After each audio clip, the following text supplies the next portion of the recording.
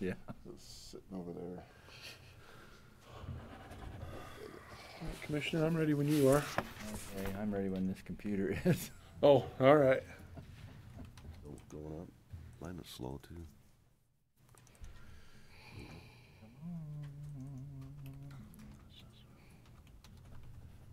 Cario Connect not I wasn't sure whether to laugh or to cry or to plots on that one. That was pretty awesome. I can't imagine who you got that from. Possible deniability. I could say is that's not on me, but if you asked around, you my version.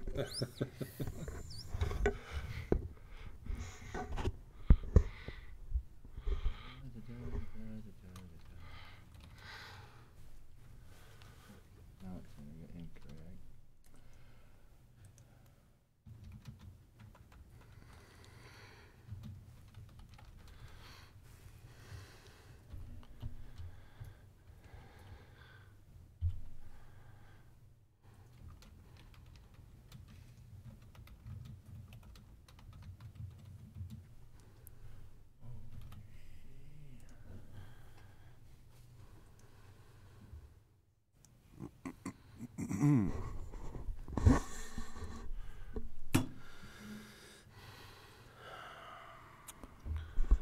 Good morning, everyone.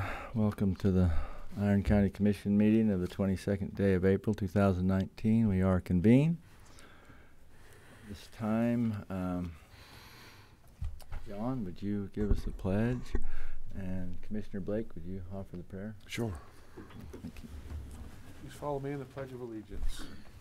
I pledge allegiance to the flag of the United States of America and to the republic for which it stands, one nation, under God, indivisible, with liberty and justice for all.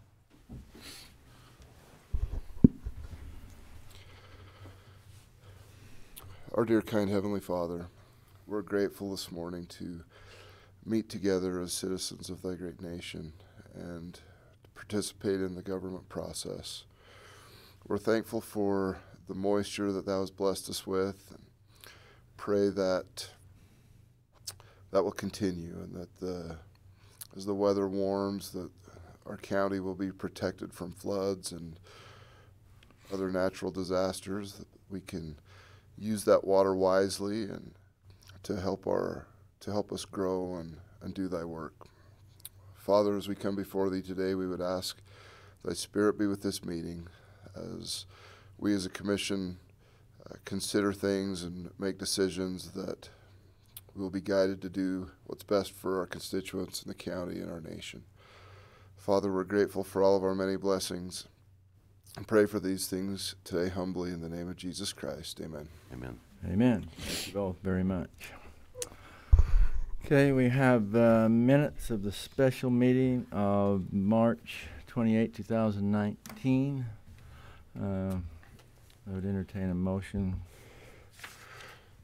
I would move to approve those minutes. What was the date again? 328. 28. 3/28 of 19. Second. Been moved and seconded that we approve the minutes of the Iron County Commission special meeting of March 28, 2019. All in favor? Aye. Aye. Opposed? Motion carried. Okay, and this, I think I made a short announcement when we came out of that meeting that we hadn't made any decision, but the decision made in that meeting regarding possible purchase was that we would not move forward with the purchase of that indicated property. Oh, let's see, I better sign it.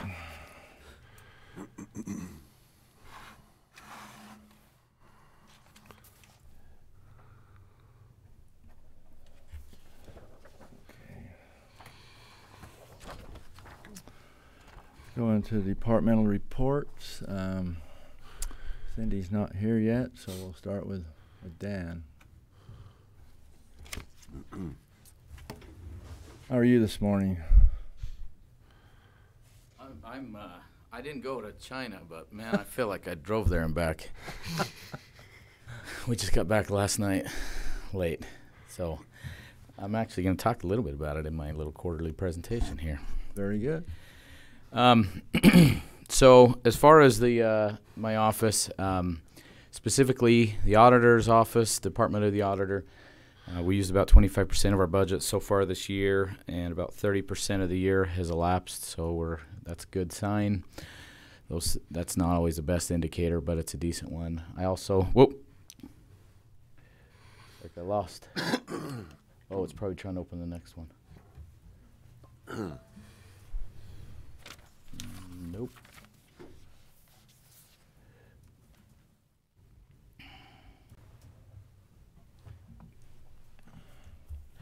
As a county, we've used about 20% of the budget so far.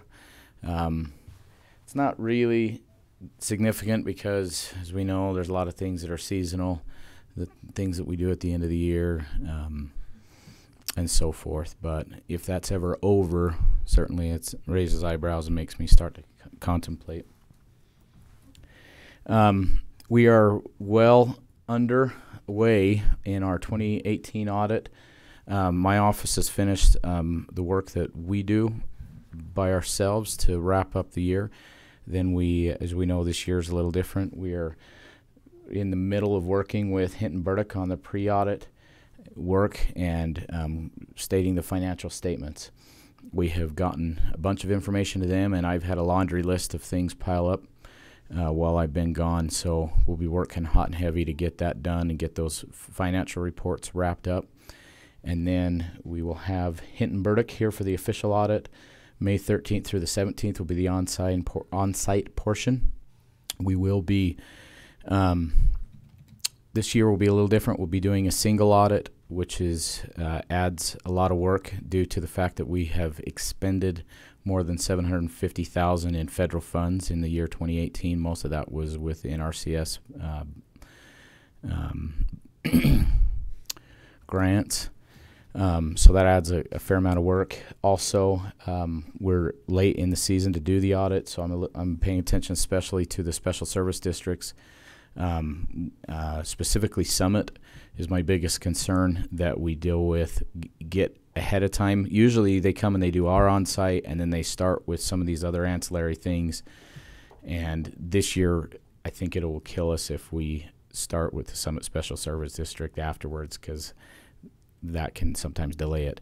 If we do not get our audit officially done, completed, wrapped up, and approved, and filed with the state by the end of June, the state auditor's office gets quite upset in a hurry, and they can freeze funds and do different things. Have you had any progress with the Summit District regarding the problems we were? None. None? I'm going to tackle it this week. None. We haven't had any progress. I haven't had any contact. But on that note, we have two that are what's called. We have a component. You have a blended component unit, and you have a separate component unit, which is what the special service districts are. They show up in our financial statements, even though they are their own entity with their own board.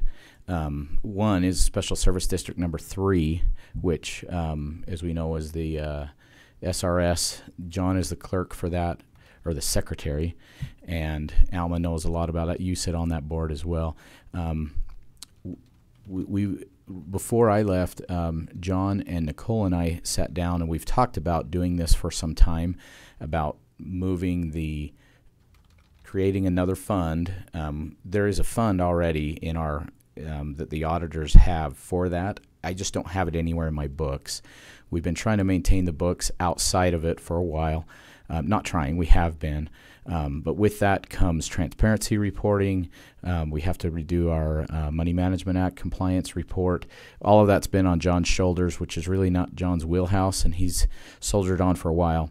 One of the things we talked about is if we can get this loan grant from CIB and run through that Special Service District number 3 like we're talking about to build that road, we're going to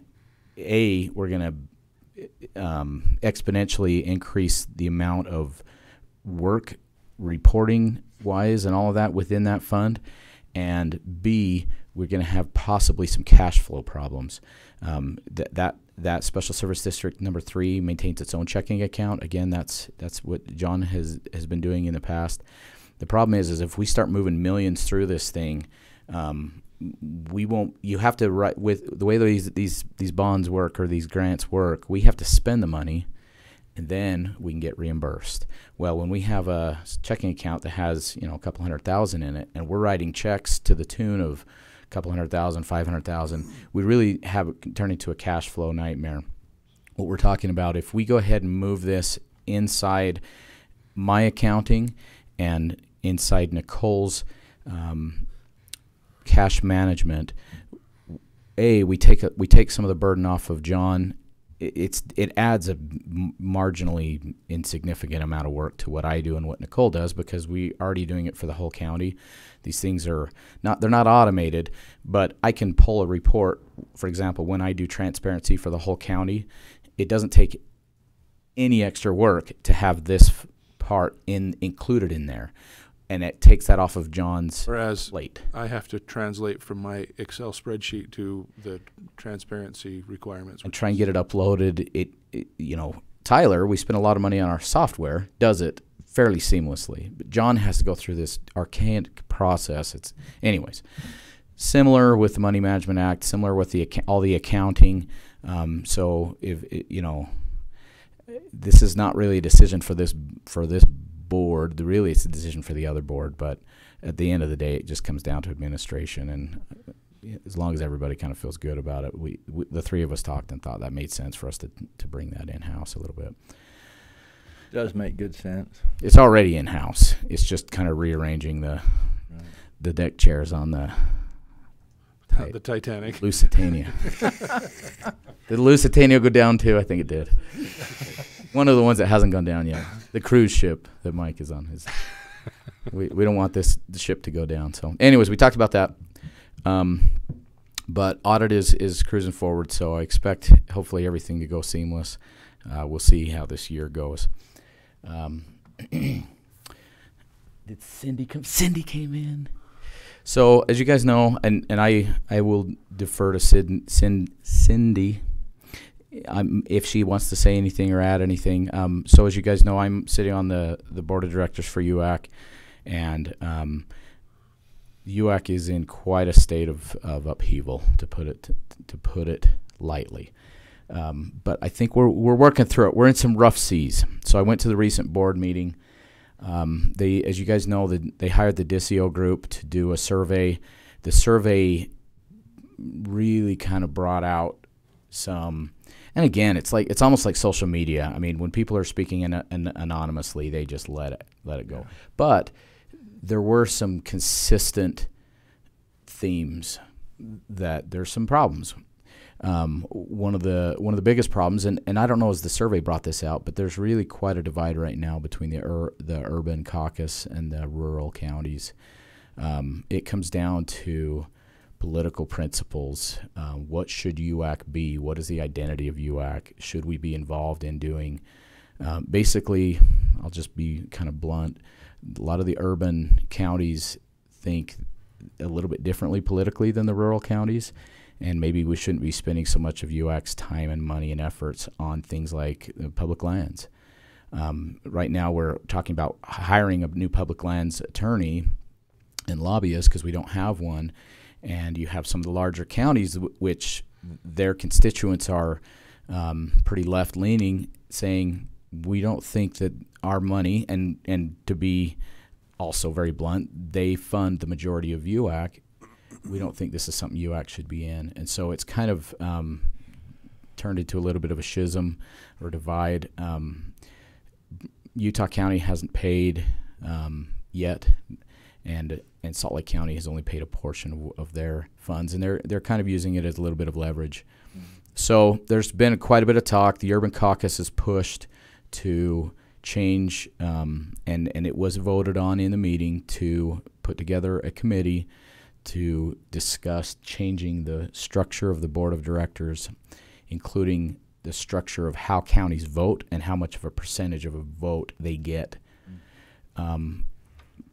It will reduce the voice that the rural counties have, which everybody with a lot of accolades is, oh, we have to be together and all this stuff. At the end of the day, it probably means that the direction is going away from, doing things like public lands with UAC. And maybe that's okay. Maybe UAC should only focus on the things that unite us all. I don't know. That's the debate going on. So I encourage you guys to be involved, talk to the other county commissioners that you guys are with. This committee is going to be put together. They're going to ask for 2 representatives from each class of county. Think of it as a Continental Congress. They're going to get together, they're going to lock themselves in a room, and they're going to try and hammer out maybe a new structure of the board. What the Urban Caucus presented was that there would be, this was their proposal, one board member from each county. And the vote would be weighted according to how much you pay into UAC. So if you look at the structure right now, Salt Lake County, and it's not exactly weighted because they were modifying it a little bit. Right now, Salt Lake County pays about 27% of the UAC dues, and 32, wasn't it? Well, there's a cap on it. There's a ceiling. No county would pay more than 27%, even though they are actually the formula should pay like 32%, but there's a ceiling. There's also a floor. No county should pay less than 1.5%. So you have like Daggett County, which should be less than 1.5, actually pays 1.5% because there's a floor.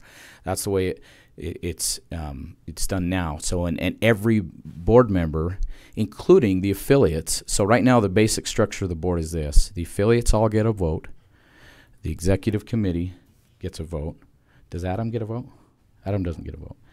And then you have the 5 county gets a vote. 6 county gets a vote. All the AOG. AOGs have a vote. And then right now, Salt Lake County already has like 2 or 3 voting members if you look at the structure of the board. So it's already weighted the way it's set up. This new presentation would mean that basically Salt Lake County, Utah County get together, maybe throw in a Davis County. They can change the dues. They can do whatever they want. And of course, they would never do that. But anyways, so there was a motion and a second and a vote to do this committee. Then there was some talk that why are we doing this committee? We already have a bylaws committee. We already have some of these other committees. So I'm not sure exactly what's going to happen, but I know that was action that was taken in the meeting. Well, Paiute left. Paiute left the meeting upset, and then they came back for a special meeting, but they voted in their commission meeting to give it 90 days whether they want to stay in UAC or not. Yeah. You have counties that are threatening to leave. So hopefully we can work through it. Everybody agrees that we have more influence on the legislative process as a whole. But to the extent that you have Lincoln on the Hill saying, well, my urban counties say this and my rural counties say that, he loses his influence anyways. So that's why I say there may be something to be said about UAC avoiding some of those areas that really split us, because we really can't have a lot of influence anyways. And maybe there's a separate rural lands, not rural lands, sorry, public lands body that we even pay dues or we work with. And that would help alleviate that. Of course, then we still have our own. I can see that happening and that working quite well, actually. But, there's other issues that, like homelessness. They really have issues in the urban areas. And we have our own homeless issues, but not to the degree of that they do in Salt Lake County and Utah County. And, how much there's a lot of these issues that really are either rural or urban issues. And up to this point, we've kind of worked with it. So anyways, Cindy, did I miss anything? Is there anything? Oh, one more thing has been announced. Can I say this?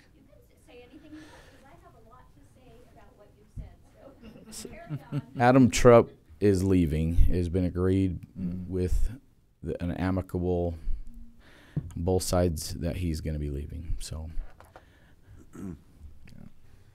Cindy, Well, go ahead. anybody? Go ahead, Cindy.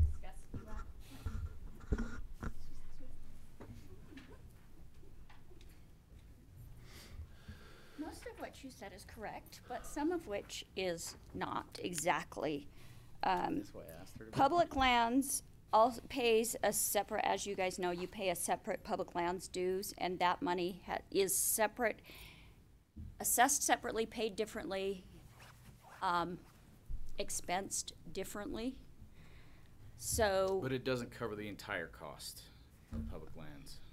well, That was the last. That was the last thing I heard in the meeting Or we it had. wouldn't cover what they expect the cost to hire a new attorney. correct. That's correct. That's yeah. Yeah.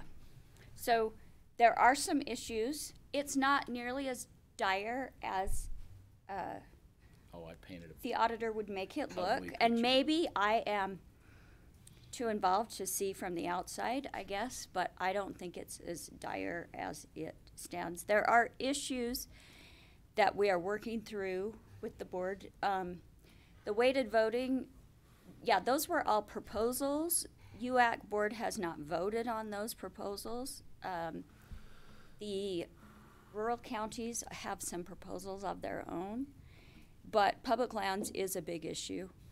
And part of the issue is separate during legislation than the rest of the time. So in their proposal for weighted voting, we had asked, well, what does that mean? Is that during the legislative session, or is that during when the board makes action? They were thinking board action, not legislation, because if you guys know on the Thursday meetings when we vote, it's whoever's there votes. Exactly. So we don't know how to weight that. When you've got people sitting in that room, do you say, Mayor Wilson, you raise 2 hands, and Commissioner Cousins, you raise half a hand? We don't, so they hadn't thought through some And that's of Mayor that. Jenny Wilson, Salt Lake County, not our illustrious mayor of Cedar City. So we're working through some, I don't know, proposals. As Dan said, Utah County has not paid. Unfortunately, our bylaws do not allow, or do not say at what point is it late and at what point are you done and at what point do you not have a say. We've been working with Utah County trying to get them to pay and be involved rather than completely kick them out. So we're working. Salt Lake County paid the base from last year. As you should know, there was an increase of dues from last year to this year. Salt Lake County paid the last year's rate, but they haven't paid the increase. I talked to Mayor Jenny Wilson last week. I believe they will pay within the next couple of weeks, actually. Also, I do believe Utah County will pay fairly shortly, but I don't know. I mean, we don't know until they pay. But there have been a lot of different issues.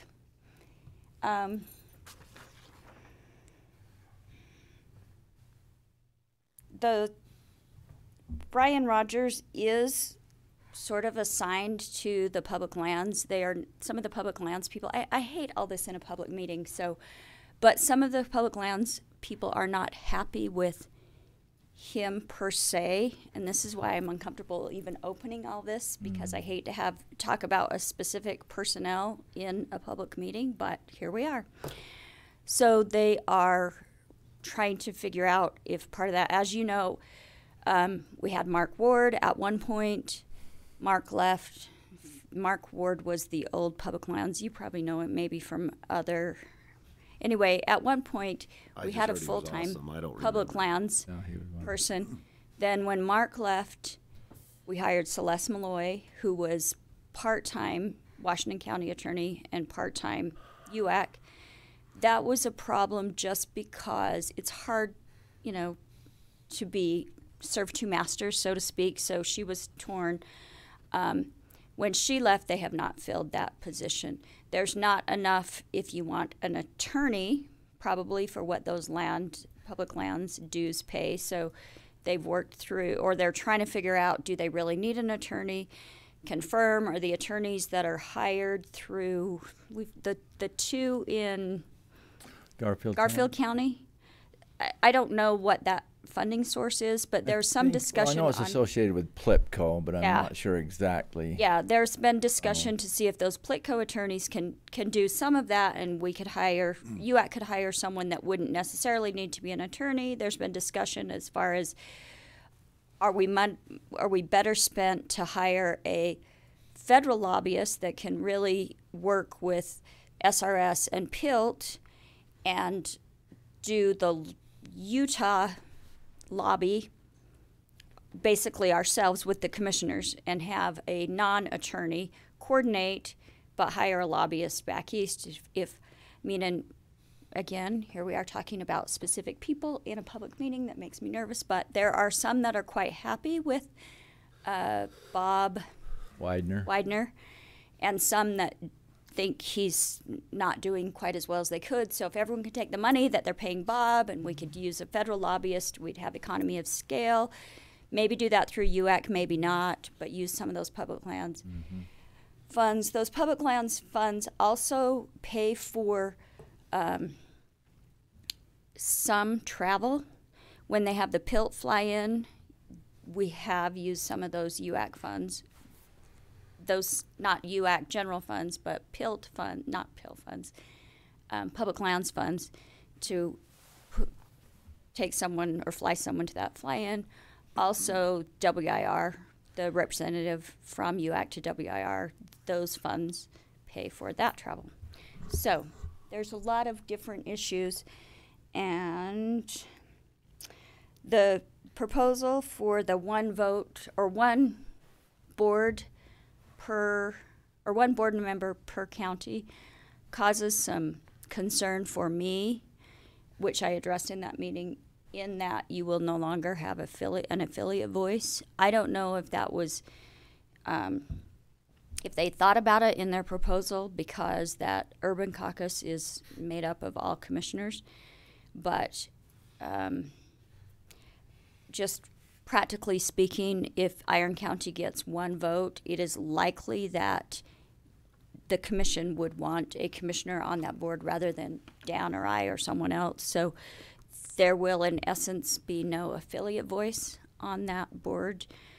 We would push back as the affiliates and say, okay, we'll have one from each county plus our affiliates. The board is big. There's been discussion on, is it too big to really accomplish anything? Do we want to cut down the number? But it's just up in the air as we were working, and we are working through bylaws. Yes, they approved that board. I don't know with Adam's departure if that will happen as soon as originally thought. So, thank you, Dan. Yes, there is an urban-rural divide, but we're also Well, yeah, thank you both. You know, and I always felt like that was taken care of in the Thursday meeting because it was a straight-up vote, and everybody wasn't always happy and never will be.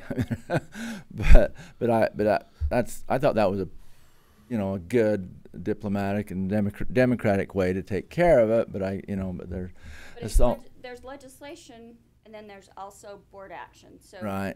Those are two different, not really bodies, but kind of, because whoever's on Thursday votes on legislation. We have also talked about going back in November to the 3-day conference and that Friday afternoon where we talk about we used to have that Friday afternoon legislative meeting when we talk about everything that's coming up. There's been discussion about doing that again so that we're a little bit more prepared. Lincoln has also asked that we do some things more in September at the USIC meeting, because legislation anymore is just starting so early. Yeah. If we don't have policy statements until November, we're actually too late. Yeah. Frankly, coming into county government, I was surprised. I was involved with Farm Bureau. I mean, they develop policy continually. They have, a major part of their convention is policy development. So I was kind of surprised when I came into UAC that we didn't spend more time with it. And we do in every meeting some, but, So I think we definitely need to bring that back to doing more policy development and discussion. I'm glad to hear that Salt Lake County paid, because I talked to Bill Lee at NACO, and he basically said they were leaving, and he says if they leave, Utah has to leave. And I like, you know, why? But anyway, so I'm glad to hear that, you know, we need to stay together, even though we can't be perfectly happy in the sandbox together. I think we really need to stay united. I do. It's interesting too how many new board members and how, like Utah County, their newest commissioner has been maybe the least happy with UAC, but yet he hasn't really even been in long enough to have an understanding of To what appreciate the do. value, yeah. Yeah, but The very new one, just last November? yeah. Oh, because I thought it was Ivy. It was. Well, Ivy's been unhappy, and some of that, I believe, will happen with the new change in CEO. Some of Yeah, yeah. it's frustration, but Tanner or Commissioner Ainge, whatever his Ainge, yeah. name is trying. I mean, you know, he's coming in and trying to figure out their budget was a mess. I got calls last week that were frustrated. Do you know what he's doing now? He wants to get rid of 4-H and the extension service. We're not all a big county in Utah County. The Spanish Forks and those areas are really frustrated but he's just, you know, sometimes a set of fresh eyes come in and look at things differently and think, why are we spending money on here? What do we get for it? So, Well, it's appropriate to ask questions, and if I'm seeming doom and gloomy, it probably has to do with my hangover from my trip. I feel like Mike Blake looks. I'm putting him to sleep, but there's a brand new clerk auditor from Utah County that was in our affiliate group, and she had nothing but rave reviews. She's like, I have been. You have, and this was the first meeting she'd been to. She's like, I've been calling upon all these other clerk auditors I've gotten all this help. She goes, this has been fantastic. There was one of the board members from Salt Lake County that did attend the work meeting, and he was saying, not that the goal of UAC is to try to get more money out in taxes or anything, but he said the action that was taken to fix some of the recorders' fees alone will yield $3 million in new revenue to Salt Lake County. Now, they pay about $300,000 in dues to UAC. This one action that was done will yield about $3 million. And that was his words. That was from that county. And he's like, so we get a lot of value out of UAC. Return on investment was a thing that was thrown around.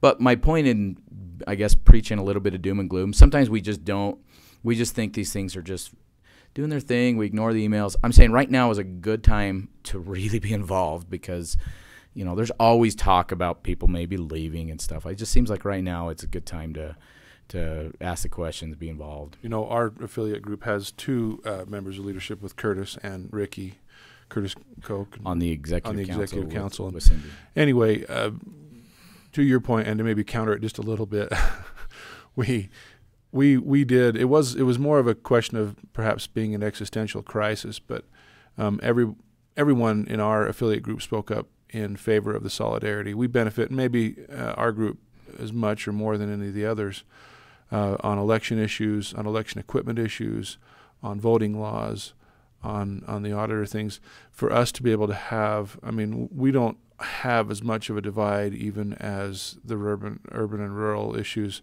because we're all kind of in that same boat together, whether, you know, like Iron County has 22,000 registered voters, Salt Lake County has 500,000, and Daggett has like 700.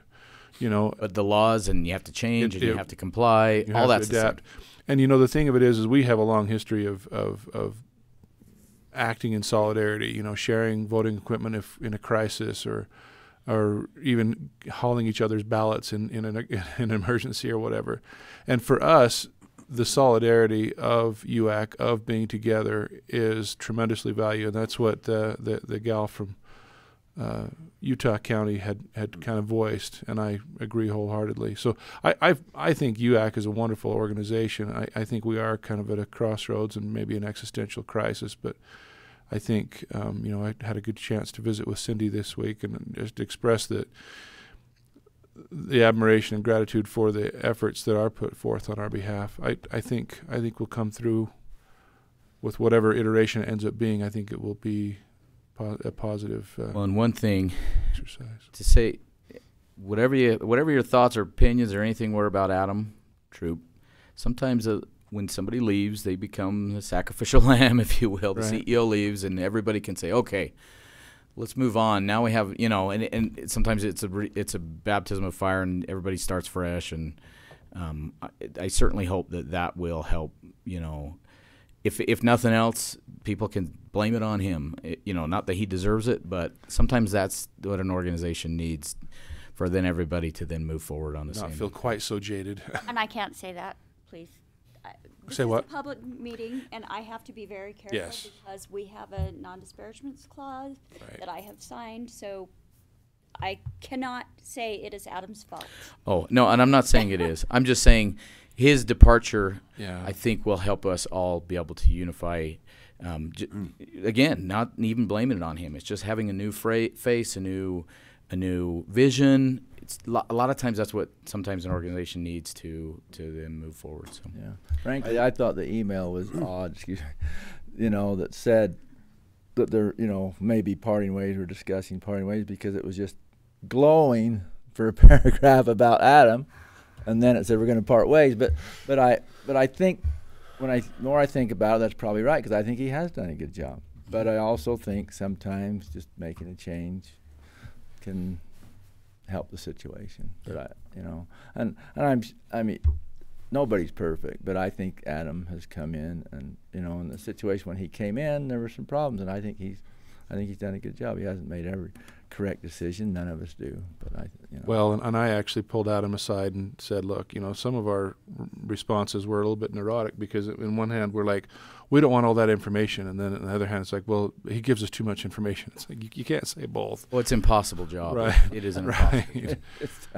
I thought as a new commissioner, I thought it was excellent. I thought the breakouts were great. I thought I enjoyed the breaks where you get to know other people in the counties, and I attended the meeting with Cindy, the knockdown drag out meeting Thursday night, just as more of an observation to learn. You're a public lands county, so you Right. I mean, And I just kept my mouth shut mostly, but it just appeared to me as like an adult daycare where you just got to figure out how to all get along. So, right. And so, but I thought it was a really well done conference personally. So, settle. Yeah, the commissioners seem to have, our commissioner and council seem to be a little more divided than the affiliates, and I think part of it's just the nature of our jobs. In Salt Lake County, by the way, Public Lands gets $286,000 a year from PILT, so they complain about it, but it almost covers their dues. Yeah, they've got the high population. Well, back. and our PILT is $3.2 million. It's about 21% of our budget. So, I mean, and public lands is not a partisan issue. I mean, it is a topic, but if we do not have some say in what's going on with that, it's important. It hits us, right? It potentially could cripple the county if we were to lose PILT. So we've got to have a voice. That's the whole point of it. And the more rural you get, the more it impacts you. So Salt Lake County, it's really not that big of a deal. So many other issues besides PILT, though. Oh yeah, I understand that's exactly just one. where you're going, but there's so many other public lands, and of course that's near and dear to my. Well, we have 60% of Iron County's public lands, which in southern Utah is wonderful. The surrounding counties would love to have 60%, like Kane and Garfield. 90 in Garfield. Garfield's 97 or something like that. So, but still, it's a massive part of what we do, what we're involved with, of what affects us, and almost everything we do. So, Okay, and to that end, I have a parting thought. Lest you think I'm a warmonger or something like that. I joked with Mike about bringing some pictures. But I actually brought some pictures from my recent thing, but there's a point to it. Okay, so we went on church history tour. We went on an American history tour after we got done with that. You get to see some ugly pictures of my family and me. Nice family. We went and saw Supreme Court. We saw the Capitol. We went inside the Capitol. We spent a ton of money on bikes and scooters, but it's the only way to see the Capitol. There we are at the World War II Memorial, in between the Washington Monument and the Lincoln Memorial. We had good times. We saw Arlington. If you have never done Arlington, you got to do it. I think it's appropriate that Arlington is literally across the freeway from the Pentagon, and our military leaders need to be reminded of the decisions they're making.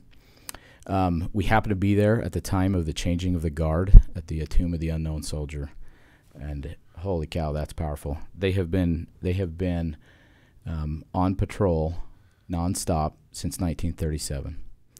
You can see where they've literally worn the granite from walking in the same spots. Really cool. Went to the 9/11 memorial at the Pentagon. They have one of these for each one of the people that was killed. Pretty cool.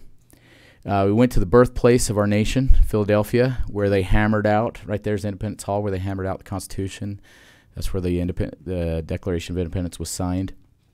Next to that is Congress Hall, where George Washington famously gave up his power as a president. He could have decided to be a tyrant. He was the only president that was ever unanimously elected. He turned it over to John Adams in that building off to the left. And then we went to, you think that Gettysburg is in Virginia. It's not. It's in Pennsylvania. We went to Gettysburg, and it was raining. It was somber. It was beautiful. And we saw where our country battled itself over an idea on that field right there. A lot of lives were lost. And for me, one of the highlights of the trip after we went to Gettysburg first was we went to the Lincoln Memorial. That's not my picture, by the way. It is literally covered with people when you're there in person. And a couple of things that I thought kind of stood out to me. This sits above Lincoln. In this temple, as in the hearts of the people for whom he saved the Union, the memory of Abraham Lincoln is enshrined forever. Off to the left, or the right, if you're looking at it, so it'd be stage left, does anybody know there's two things that are on the walls.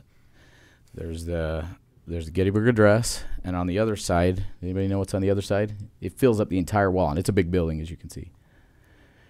It's his second inaugural address. And I wanted to point out something that was in there. It's entirely dedicated to basically the Civil War. As we know, Lincoln was reelected, and right when the war was coming to a close, and he was assassinated about a month later. But back then they didn't do a lot of inaugural addresses. It wasn't like a big deal, but he felt like he needed to say some words, and mainly he was talking about the Civil War, which was drawing to a close. He talked about the fact that we're all these countrymen on both sides, and I wanted to point out, I'm not getting theologic here. There's a point to it that's not about God, but both read the same Bible, both pray to the same God, and each invokes his aid against the other.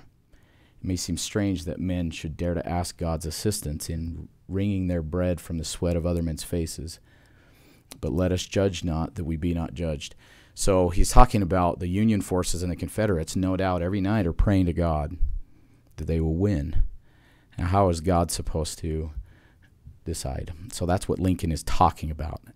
Now, I want to talk about, we are in these different conflicts with people on the other side of our opposing views, and they're people too, the Democrats and the Republicans, and they want the outcome of something, and in not all cases, but to the point where they're praying for this and asking for some higher power to give them some advantage in this war. I think it's interesting. And here he quotes the Bible, "Woe unto the world because of the offenses, for it must needs be that offenses come, but woe to that man by whom the offense cometh." So it basically says, he who's in the wrong, woe unto that man. And dropping down a little bit, "Fondly do we hope Fervently do we pray that this mighty scourge of war may speedily pass away. Yet, if God wills that it be sunk, that it continue until all the wealth piled up by the bondsmen, 250 years of unrequited toil shall be sunk, and every drop of blood drawn with the lash shall be paid with another drawn by the sword. As was said 3,000 years ago, so it still must be said that judgments of the Lord are true and righteous altogether. Lincoln had this thought that basically we were paying for the sins of slavery. The Civil War was paying for the sins of slavery, and he ends, of course, famously with malice towards none, with charity for all, with firmness in the right as God gives us to see the right. Let us strive on to finish the work we are in, to bind up the nation's wounds, to care for him who shall have borne the battle, and for his widow and his orphan, and to all which may achieve and cherish a just and lasting peace among ourselves and with all nations. And the reason I brought that up, I didn't want to get like spiritual, I just wanted to say Cindy and her whole message as UAC president last year was a message of civility. I think sometimes we get so involved in the cause that we are fighting, and we tend to take our opponent and we reduce them to an object, we demonize them, we put a label on them, and we forget that they're people and that they have a cause. Even though we don't want to lay down our cause, but we need to remember that we're both citizens of this county, whether it be a city or citizens of the country. Here was a chance where Lincoln, in his second inaugural address, really could have been in a state of, the Union had the high ground, the high moral ground, right?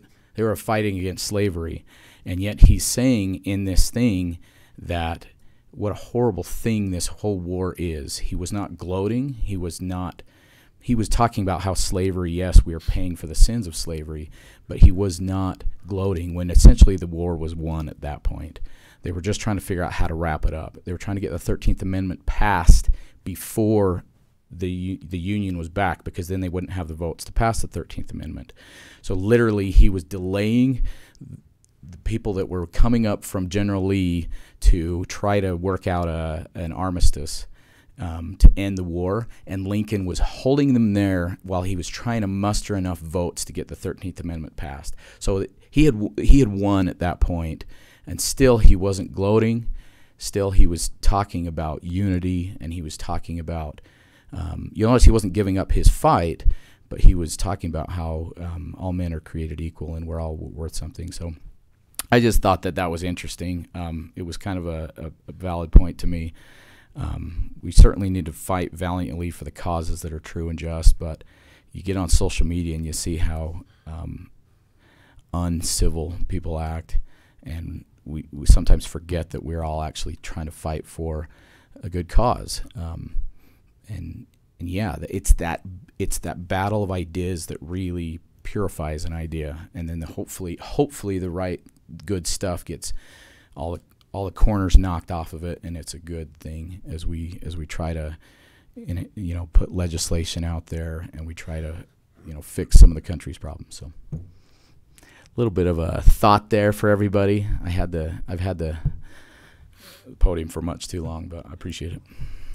Thank you so much. Appreciate you sharing your experience, and it's always good to hear testimonies to the greatness of this nation.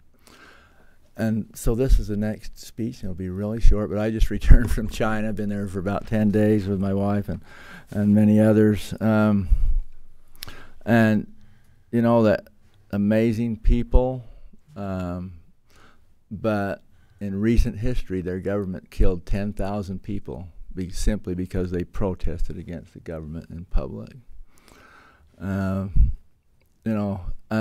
I did, honest to goodness, in the thousands and thousands of people I saw, I did not see one tattoo. I didn't see anybody that looked like a thug. Very safe. You feel very safe there. So there's a tremendous amount of good there in their people, but the government I don't care for. Anyway, so I'm glad we live in the greatest nation on earth, and wherever I've been, they're more than happy to take the American dollar. So very, which says a lot about the greatness of this nation. So, and I'm grateful to be a citizen of it. Okay, Cindy, your turn. I'm glad if I had tattoos, I will never show you. Okay. Sorry. I'm against The- tattoos. They seem to be. Move forward. The assessor's have my office is probably at our busiest time. As you know, our assessment roll by statute has to be done May 21st, so we are slamming to get that done. I have asked my staff to have it done early just because without Ann this year, and my chief deputy for almost 30 years, did a brunt of that work, and we're a little panicked in my office to make sure that we, it's not that I don't have a great staff now. We just don't know what we don't know. So until we get to that point and like, oh yeah, Ann did that, and we didn't know we needed to do that. So we are shooting to have that done early, but it will be, it's a stressful time of year in my office. There was legislation that was passed this last session that is retroactive to January 1st for the rate of assessment. I don't know if you know, but I will just remind you if you didn't. We have to be by statute, by law, at 10% plus or minus of market. So we had to be between 90 and 110% of market. And the state does a bunch of statistical calculations to make sure that we're within those ranges. And if we're not, then they can come down and order those values changed. We have never had a quote unquote factor order, that's what they call it, from the state, because we've done those and made sure that we're within those in those lines.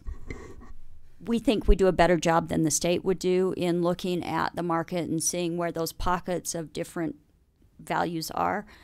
But legislation this year passed and said overall in the state, because we were all doing such a good job, if we could be at 90 to 110, we should do between 95 and 105.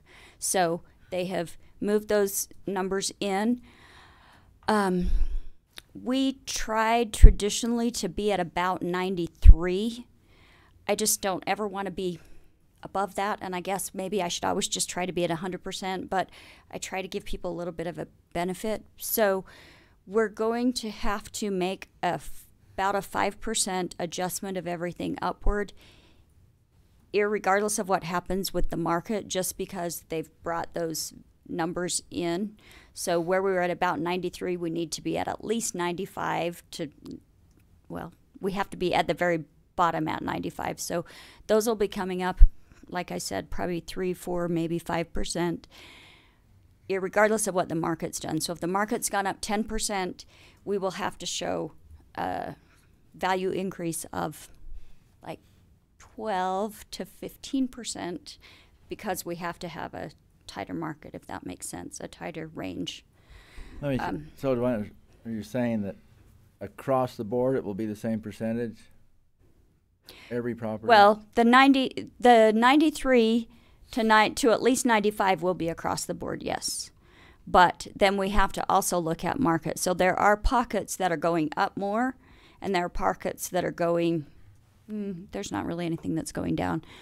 And some that we just, commercial right now, we're starting to see some sales, but we don't have a lot of sales, so it's hard for us to decide at what point you say, yep, that's really the trend, and that's not just a blip in the market. So we're in the midst of looking at all that right now, but there will be increases.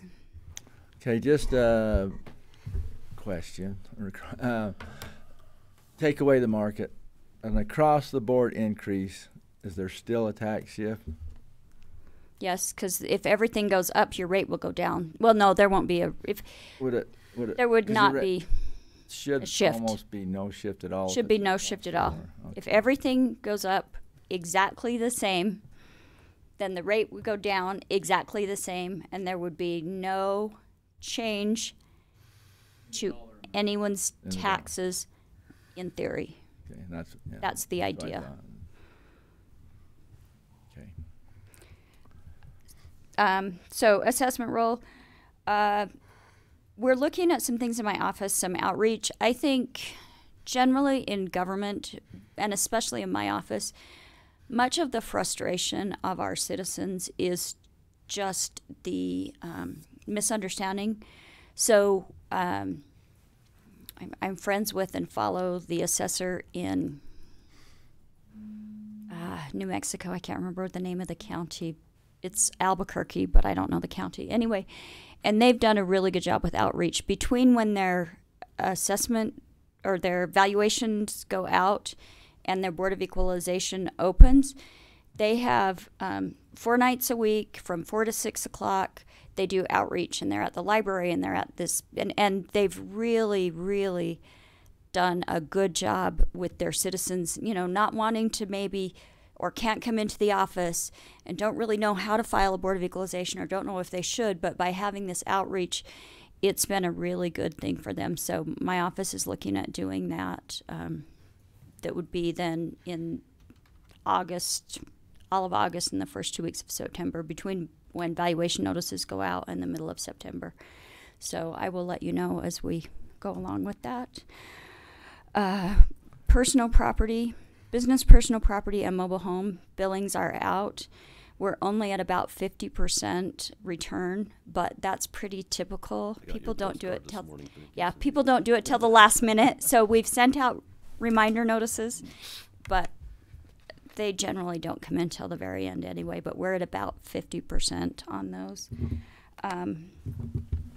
We've got a couple of appeals outstanding. I know you've been involved with Mike and trying to figure out dates for the Black Iron mediation, and we can talk if you have questions about those. But Mike is on that. We also have Three Peak Power. They are appealing one of the specific components. That until that is completed, they will not be eligible for their incentive. So they're kind of trying to decide for themselves, is it better to keep pushing this issue or do we pay so we can get our incentive? So we're working through that. There was a case that we think is maybe applicable that we finally got redacted and got copies of that, but I haven't followed back up with Three Peaks, so we need to probably talk about that before that next status conference. And Three Peaks did get their application in time in terms of being able to get increment this year. Just they can't receive it until the repeal is resolved. Yeah. I don't know, UAC we talked about. I will answer questions. If you have specific questions as far as Adam, I will answer those specifically, but not in a public meeting. WIR, I am attending WIR. I'm doing a presentation on wildland fires and well, natural disasters. So fire, flood, or whatever natural disaster. But my expertise kind of is what we dealt with the Brian Head fire and then the flooding. So I'm doing a presentation at WIR. I don't know if any of you are planning to go. So that should be interesting. And I think that's it. Things are going Okay, well in thanks so my much. office. Any questions? Thank you. Sorry I don't have a slideshow. Dan's was entertaining. It's been good. No, thank you. And thank you for your input with this first comment. Okay, Madam Treasurer, good morning. How are you guys this morning? Good, how are you? Good.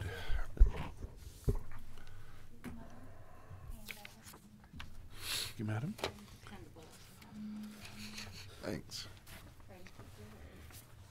Money, Thank you. No, money perks me right up. My kind of guy. Okay.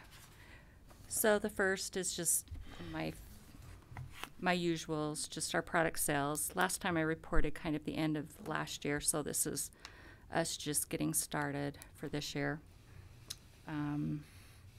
So that's our product sales collected so far, about 2.8 million. The next spreadsheet is just the amounts that have gone only to Iron County and not to any of the other entities. So we've got about 536 of that amount that's gone just to Iron County. Our pool cash, of course, our bank accounts have come down a little bit with the paying out of the solars. That it's really kind of nice for us to have those from April, May until the next year, because it really gives us a boost in our interest income. So that's been really nice. In fact, Nicole, where's that shown? The interest income? oh, on my paper. Oh, You don't get sorry. to I was see just. it. Oh, I don't get to see. Okay. You don't get to see I was it. trying to find it. In 2017, in interest, just in our main PTIF, we earned $387,000. Last year, we were up to $753,000 just in our interest. So it's at $299 right now, which doesn't sound huge, but at the end of 2017, we were only at 1.4. So that has really helped and really boosted our interest income. Our outstanding taxes, right now we're at $5,765,000. Last year at this same time we were at $7 million. So we're down a little bit. We're glad for that. We're continuing to work on the return notices and trying to really work on getting our addresses correct. So as far as May tax sale, we started at 231. We're down to 129. 6 of them are still homes, and one is kind of a big commercial building, just a big tin building. So we're really trying to work hard on those 6 homes. 2 of them we're a little bit worried about because one of the guys is deceased, and the other gal, we are really struggling to track her down. I'm going to maybe contact Cedar City and see if they have any other address that they're billing for utilities, sewer, anything like that, to see if we can track it down. So I'm Facebook friends with her, but she hasn't replied. she hasn't. Yeah, Melanie drove by the house and she's like, I really can't tell if anyone's living there or not. I guess there's quite a bit of trash everywhere around. So I don't know, but I really feel we go beyond the extra mile in trying to track people down, just for the simple fact we don't want to sell anyone's home. I mean, we absolutely do not want to do that. We want to Definitely give not in that everybody business. every opportunity to redeem their taxes. So we are looking at on been verified. We contact neighbors, family. I mean, we go to any extent we can to try to notify them. So so we'll continue to keep working on that. We've been working a little bit with John's office on their online payments, trying to get it where they can send a file and have it uploaded so that when they're going on, they can easily see what they're. For which we are super grateful. Yeah, so we're really trying to work with them, and Chanel is really interested in making some improvements, and we're happy to help them in any way doing that. We've been working with the building inspector. We just got him a postage machine last week, which, bless them, they have been going a long time with putting stamps on, which when we're notifying all of these for road assessments and the surrounding landowners, they have been doing all of that with stamps. And so we didn't really realize that, so I'm glad that we've been able to get them a postage machine. I think that will really help them and the engineer So it'll be the engineer, building inspector, HR. So it'll really benefit them. I think the DMV is going to use it also down there. So Excellent. I didn't realize that. so we're glad to get that. Technology's going. good. And then we've been working a little bit with Chelsea, getting her. We're hoping to eventually get her on Encode so that they can collect for sewer. I know you guys are really interested in that. So she has sent us over a list of everything. We have given that to Christine. So we're just waiting to get that back so we can get codes set up. And then we are waiting also on Christine to do some training. And then we can get Chelsea some training done so we can start making that happen and get that going. So we are working with them, but we're just kind of at a waiting and seeing now. So my budget is super good right now. Of course, I spend all my money at the end, and so I look really good until the very end. But I just want to say how grateful I am for my gals. They work hard, and Melanie's been working real hard with John's office and also in helping us get that postage machine going. So I really appreciate good people that I have and the hard work that they do. But I don't know if you have any questions or. Okay. No, Thanks thank so you. much. Nicole. You. Good report. Madam Recorder, welcome. Good morning.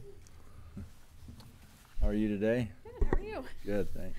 All right, well, I'll be pretty short and sweet here. So our document comparison, last quarter we had 3,605.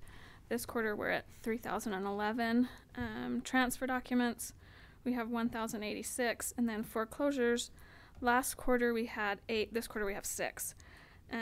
For subdivisions, which we usually don't do, but we've had a lot of subdivisions. We've had 11 subdivisions the first quarter of the year, which is a lot. And that was 7 new subdivisions and 4 amendments, so a lot of development happening.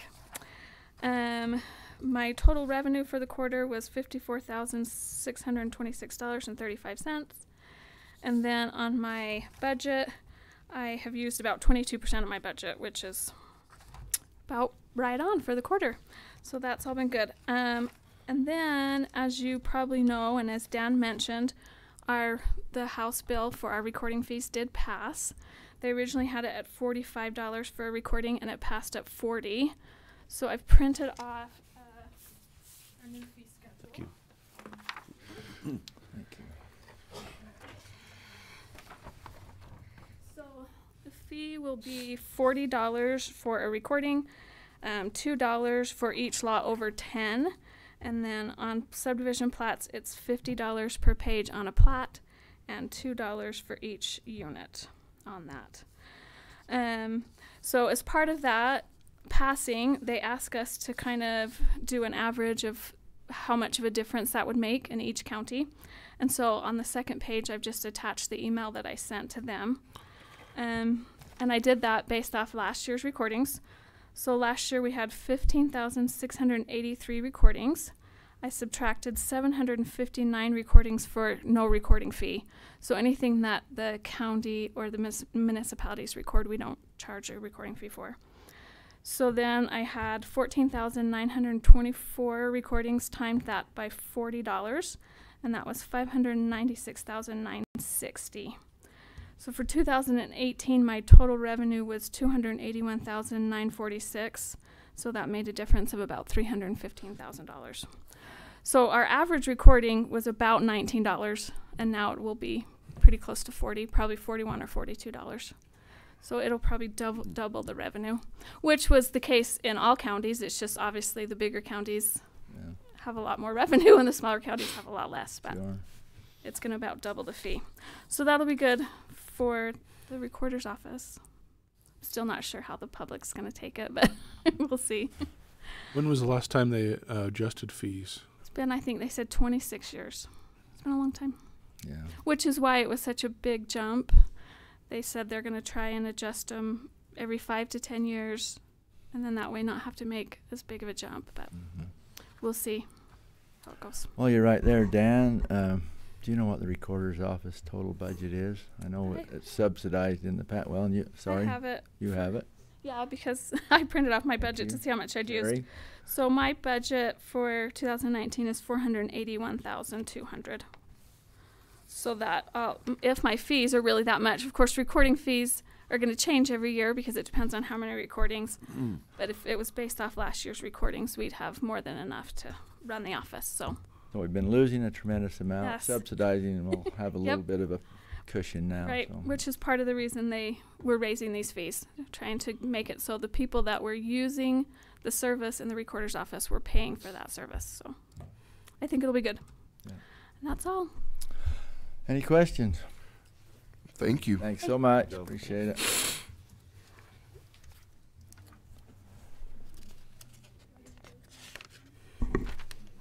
This time, our public comment period is open. If there's anybody that would like to make a public comment, please come forward and state your name.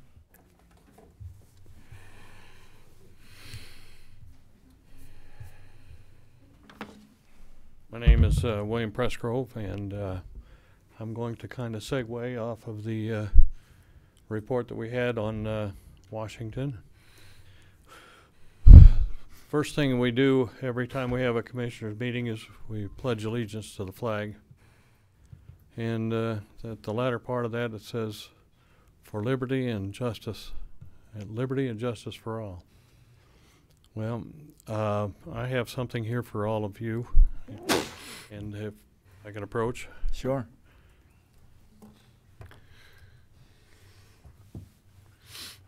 Thank you. Oh, thanks. Inside the front cover there, you'll find a bookmark. Bookmark says the Principles of Liberty. The book itself talks about how for 5,000 years nothing really changed until this country began, and all of a sudden within 200 years we go from plowing with sticks to having men on the moon because of technology jumped, and that's why it's called a 5,000-year leap. The principles in there, all 28 of those principles are what was put into the Constitution of the United States. Our liberty is degraded by every one of the principles of those 28 that we're not following. That's the reason that I gave you copies of the book, so that you could read through it, so that you could understand what is involved in the county's responsibilities towards the liberty of each individual of the county. And I hope that you take the time to read it. It is a good read. It is an easy read. Cleon Skousen does a very good job of explaining things in there so that the normal individual, like myself, can understand it quite well. So I thank you for all you do, and I hope that you enjoy and understand and are able to apply those principles of liberty that are contained therein. Thank you very much. Thank you. Thanks very much. We appreciate that. Appreciate the gift of these books. And once again, we appreciate our freedom.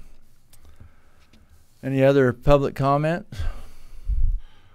Seeing none, we'll move to item 2, review and possible approval of the surplus list of insignificant real parcels presented by John Whitaker, County Clerk. So I foolishly thought I'd have time over Easter weekend to work on this. But if you... Wait, hang on.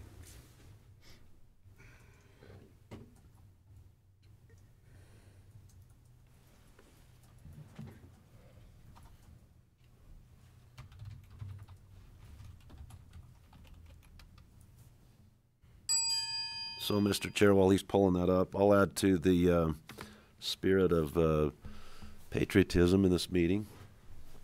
My daughter, Brindley, we spent the week in Hawaii in Oahu, and my daughter was working on a report on Pearl Harbor. And I've been to Pearl Harbor many times, but we went there, and I'm sure Dan got great satisfaction out of taking his kids to these historic sites and teaching them, about these things. I've been to Gettysburg twice, and it's an amazing place. But I just caught when we were riding the boat over to the Arizona I'd probably heard this before, but it just struck me. Of the 900 men, and I assume there might have been some women too on that ship that perished. 23 pair of those that perished were brothers. There was a father and son that perished on that ship. And of the 350 individuals that have since passed away or that have since died, 43 of those have had their ashes returned to that site. And thought that was interesting. But that's sacred ground as well, and it was wonderful to be able to tour that once again with my children. So. Thank you. Appreciate that. Yeah, the one time I've been to Hawaii, I mean, everybody loves being on the beach, but I really love touring the important things like that. You know, that I just love history and I love our country. And it was remarkable. I think it was Admiral Nimitz that talked about just the miracles that occurred in that they never strafed our fuel tanks, that they hit us on Sunday when nobody was on the boats. I mean, relatively, it was there were several miracles that really changed that course of the war. So I was unable to really finish this list off like I'd hoped. Recall that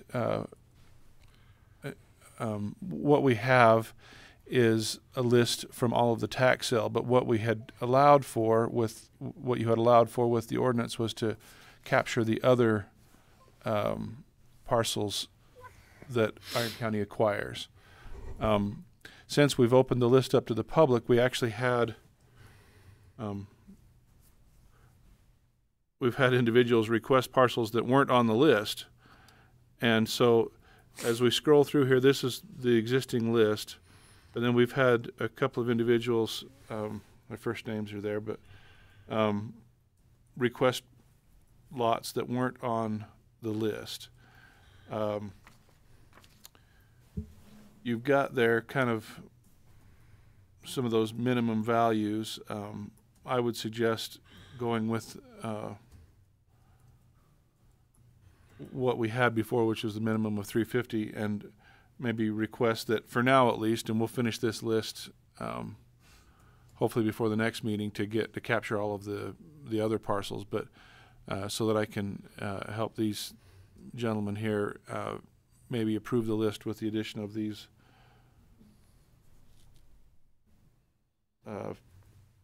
16 different parcels here. Remind me, if they were less than 350, then we just left it at the lower value. Yeah, 350 was kind of the lowest amount that we put. Now there is one to consider there, a couple actually. The Garden Valley Ranchos Unit 1 was 2.04 acres, and that lot's 3766 and 3767, which amount to about 2.5 acres. Are higher. I had put those at a higher price, not significantly, but probably 500 for the one and 600 for the other, based on those higher acreages. There's another Garden Valley Ranchos Unit 1, that lot 238 there.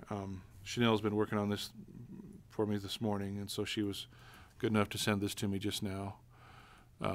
So I haven't really refined those numbers, but I would also probably increase that lot 238 of Garden Valley Ranchos Unit 1 to around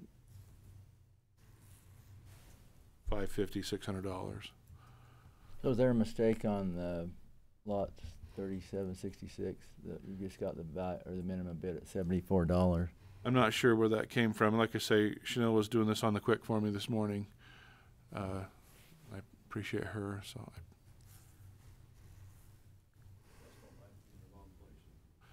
could be. Yeah, 740. Compared with the previous lot.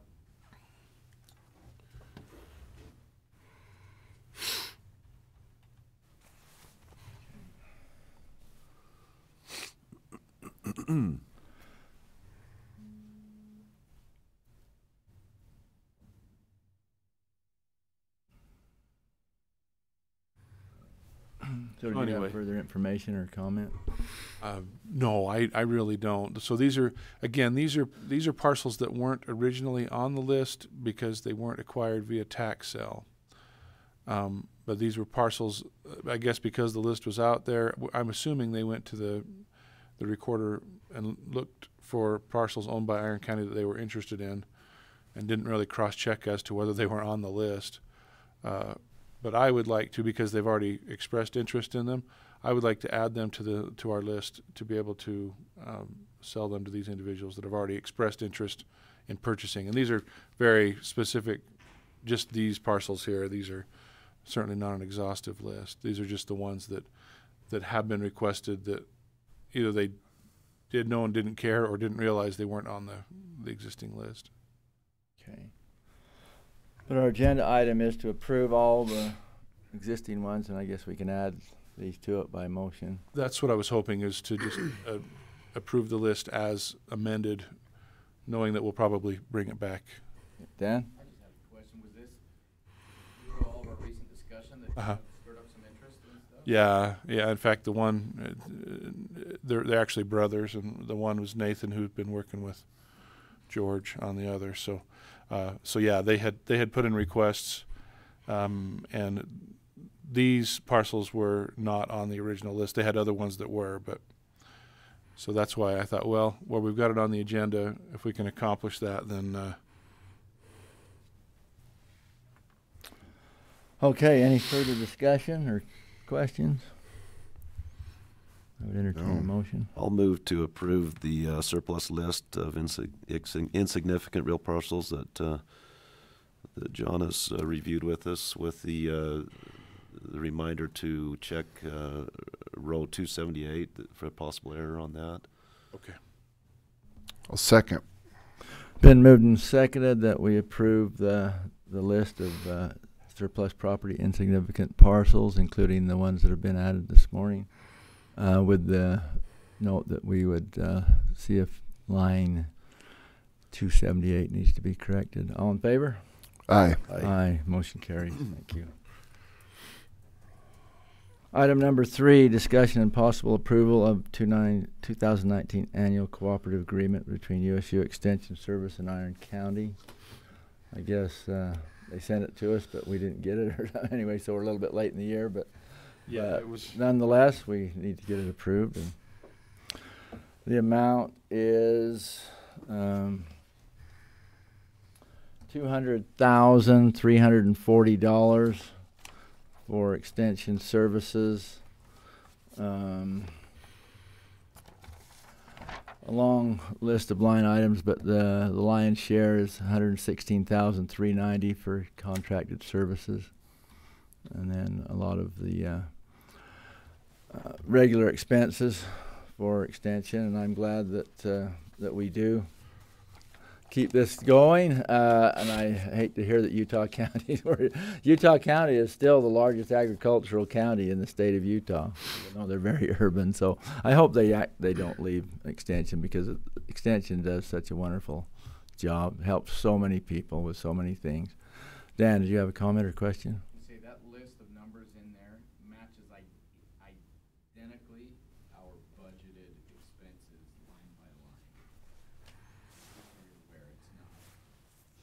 We'd like to from our budget that you guys approved and worked through with Chad Reed. So that's kind of something that came from us, is what I'm saying. Okay, thank you. They're always good to do that and to stay within their budget. So, any further comment, questions? Just, I appreciate this service. I appreciate Chad. Chad does an amazing job.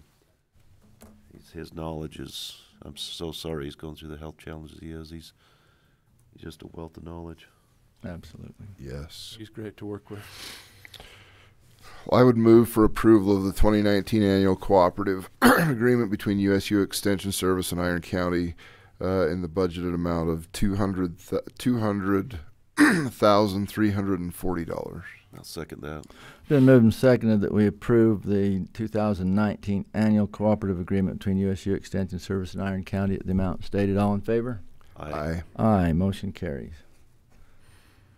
Boy, You must be watching on. Ender Adrian. Welcome, Adrian. We'll go into personnel, item number 4. Morning, Commissioners. So yeah, a few personnel-related agenda items. All of them just related to requests tied to increases for current employees. If I could just group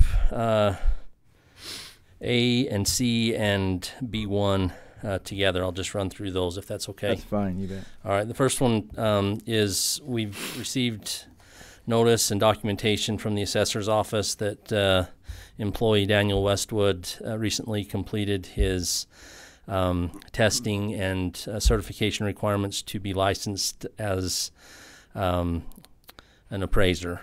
He's currently been working as an apprentice appraiser and requesting that he be promoted to licensed appraiser with the applicable 5% increase per policy. Requesting that with an effective date of April 21, 2019. Deputy Brenda Pyers with the Sheriff's Office. We also received documentation that she's recently completed the certification course for her K-9 certification. And with that, we have a policy that is in place that pays 2%, allows for a 2% increase for the K-9 certification. And we're requesting that to be effective for April 7th, 2019. And under item C, we have Lance Hollerman, who has been working for a number of years for the county in a seasonal employment role as a weed technician, and haven't really adjusted his pay in accordance to the work that the training and just the years of experience. We've got feedback from the weed department that he does an excellent job, is a good asset for the county, especially where he just works during the summer window as a seasonal employee, but requesting that his pay be increased up to $16.80 per hour, with the assurance that they'll monitor the hours to make sure that they're within the budgeted amount for the 2019 year. So, and requesting, he actually just started for the 2019 season last Monday, so we're just requesting that be in effect for his 2019 hours. Okay, thank you. Any discussion? Entertain a motion. I'll move to approve the issues that Adrian has covered under personnel for the assessor. Do we need to read through, or just? You can just for the assessor, okay. For number 1, for the sheriff number 1, and for the C weed department number 1, approval of those increases. Second. Been moved and seconded that we approve the promotion of Dan Westwood, the assessor's office, the 2% pay increase for Brenda Pyers in the sheriff's office, and approval of pay increase for Lance Hollerman in the weed department. All in favor? Aye. Aye. Motion carried. I tell you to abbreviate, and then I don't. You're good. And then for B2, we have Brianna Garrett that will be kind of providing an overview and details concerning the B2 agenda item, if that's okay. Okay, you bet.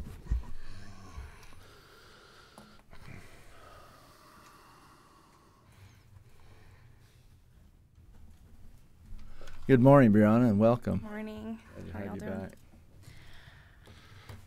Hi. So I just finished writing for the VOCA grant for our program for the next 2 years, and in that funding I included funding for another position. Since January 1st, there have been 651 incidences between the different law enforcement agencies that fall under the VOCA grant. So there's 651 or more victims in the Iron County area. Since January, we've served 204 of those victims. So there's a lot of people that we haven't been able to reach just because there's only 2 of us. So our time is limited. So I would like to hire another position. It would be a full-time position, paid at $15 an hour, and I included some overtime hours in the grant. Everything except 15% of the benefits is covered by the grant. So it would be $32,550 for the year in wages, and then the estimate for benefits is $28,684. 15% of that wouldn't be covered by the grant would be $4,302.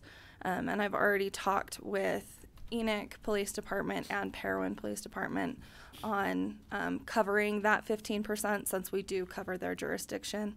Parowan PD has agreed to pay half of the $4,000 that's not covered by the grant, and Enoch PD is talking with their treasurer to see if that's something that they would be able to cover, the excess $2,000. The person would be sort of a mobile position. They would cover Enoch, Parowan, and then also help with Cedar, since Cedar PD has a lot of incidences. Okay, thank you. And a lot of times we forget about the poor victims, and so we're glad that we have you folks helping them. And where it's grant funded, I don't think anybody has any objection. If you do, speak up, or if there's any questions or comment. No, and I, coming from a law enforcement background, this is something that's been desperately needed for years and years, and I talk to a lot of officers and have contact, and they speak very highly of the program and the fact that it's filling in that gap, those folks that have kind of fallen through the cracks over the years. So it's awesome, and I'm really glad to see VOCA stepping up to fund these type of things and seeing the need for these in our community, and that's really encouraging. And I appreciate all the hard work that you guys and Stephanie do to find that funding and to make the program so successful. I think it's awesome. So. We were also, because of the changes with VOCA, we were able to get $10,000 per year for the next 2 years. Well, that's their cap on the amount of emergency funds that we can receive from them. So that covers everything from food, bedding for victims, clothing, and we can even include rent. So if someone has been a victim of, say, domestic violence, and now their partner's out of the house and they don't know how they're going to cover rent for the next month, we're able to help cover that. So it's super. A really great funding source. Oh, that's awesome. Yeah. I would move the approval for the new victim advocate position to be supervised through the sheriff's office, noting that this position is contingent on continual grant funds from VOCA, and recognize that there may be as much as approximately $2,000 cost for benefits, but noting that between Enoch Police Department and Parowan Police Department, they're trying to cover that expense. Second that. Been moved and seconded that we approve the request for a new victims advocate position in the sheriff's office. It will be funded by grant funds, and as mentioned by Commissioner Blake. All in favor? Aye. Aye. Aye. Motion carries. Thank you. Dan? How will the money of this, when will the timing of this work? So the new grant will start July 1st. So the new person wouldn't be hired until July 1st. So it'll be a part of the July 1st to the following fiscal year budget. Yes. Has the grant request just been submitted, or is it approved already? It's just been submitted, but they've increased their funding a lot this year, so I don't see any reason why it wouldn't be approved. When is notice supposed to be sent? I believe it's the end of May, first part of June. So can we just get confirmation when it's done, and then we can start the recruiting process? process? Yes. Just let me know. Yep. Thanks so much. Okay, non-delegated items, any prairie dog matters? Happily no. Happily no. The only thing that's happened lately is Wayne County signed on to the General Conservation Plan. We got those papers, and so just to update the fact that they've signed on to the General Conservation Plan. So anyway, things seem to be moving. Go ahead, please. We did receive money from one of the other counties into the new GDP. It was Garfield County. Garfield County had consolidated funds, so not just Iron County funds here, sitting up in there. Good.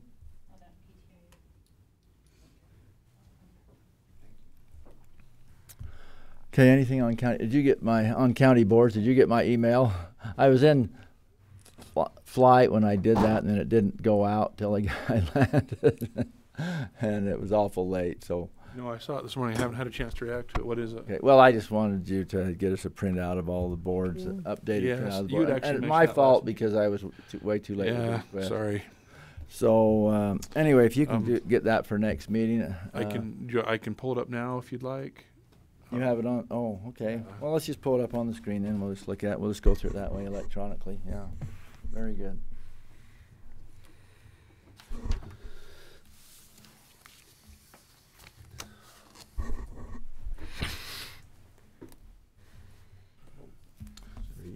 Reed and Steve want to meet with us after. Do you have, Maybe. I know that Reed wanted to meet afterwards. Bet.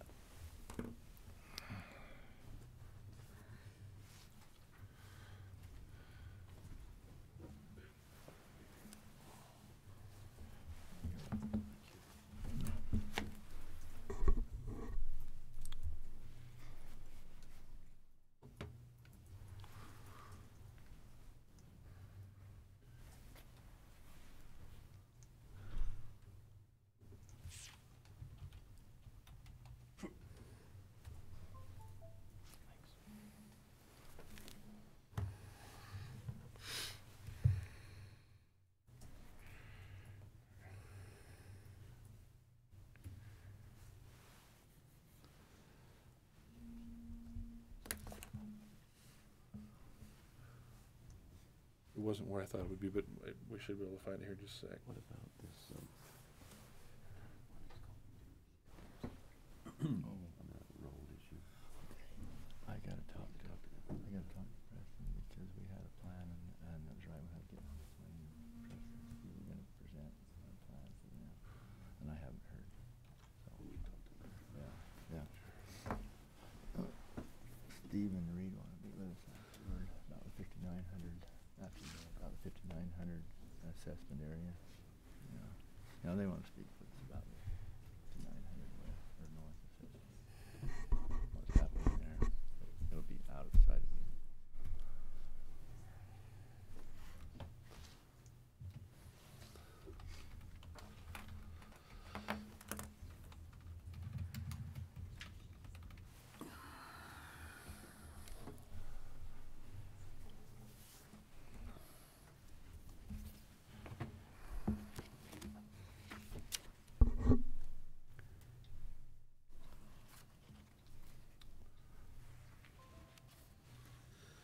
Okay. That doesn't say the. Can you go up a little? Yeah. Yeah. If you can go up to the very top. Yeah. Okay. Okay.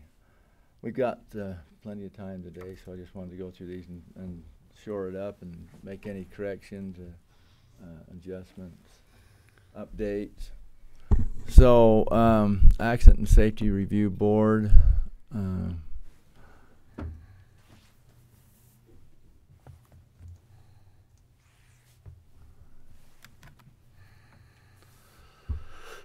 Do you know who's from corrections? Who we have in there? Oh.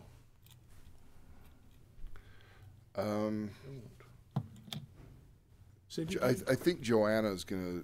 I talked to Joanna about that the last time we looked at that, and I think she's just gonna fill that spot. Okay. Very good.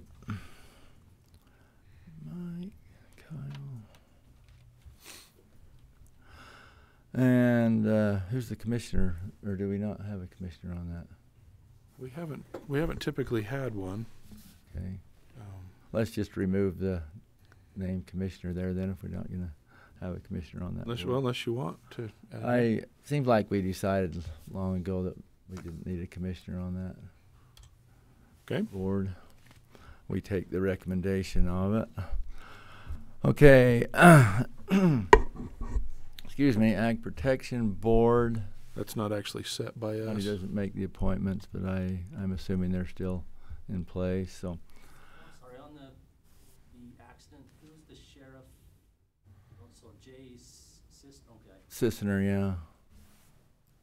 Okay, thank you. Sorry. Does anybody know of any change there? No, you're good. No, I know that oftentimes Lieutenant Schlosser will come. So that's a new appointment. That's a change, all right? You know, I'm not sure. I'm not sure. May 2016, March 2016. He hadn't been.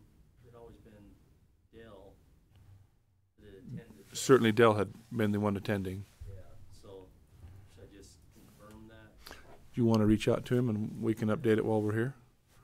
The reason I ask is just because most of those, and I'm sure from your personal experience too, I mean, most of those accidents and incidents are always, it just seems like 90+% of them are sheriff.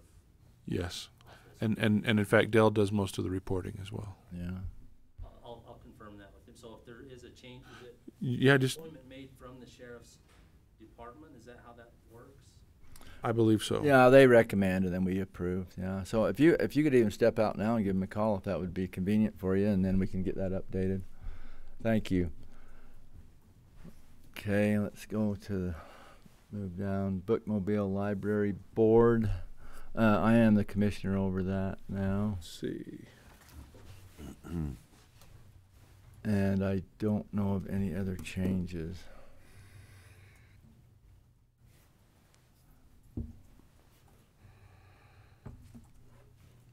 You could probably take out replaces Jeff Lewis. That's old news. That's old history.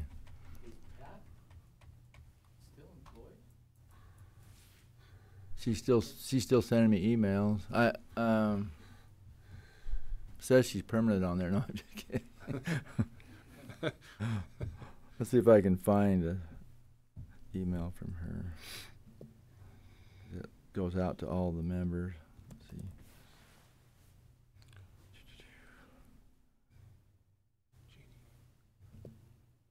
Yeah, she's still the librarian. Let's see. Paula Hines still on there. Ashley Christensen is not. Well, I'll send her an email and ask her. So I'll put that in my notes. Get that updated.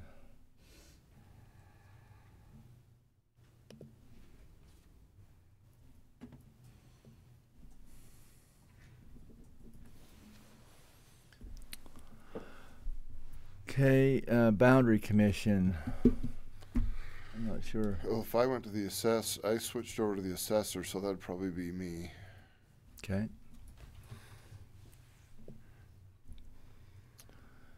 Very good. Career Service Council.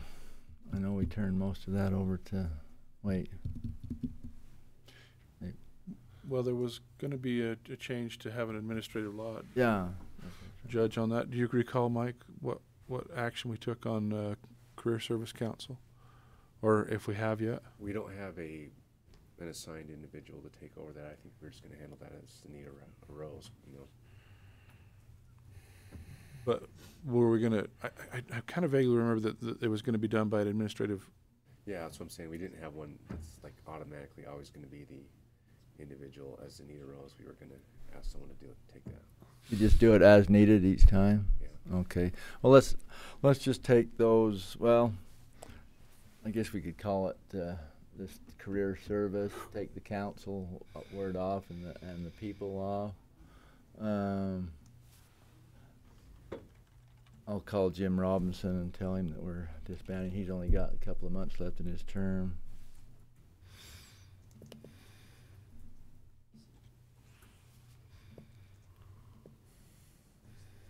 So I guess we could just call it career service, and maybe just put a note in there that we'll use a judge as when we need him.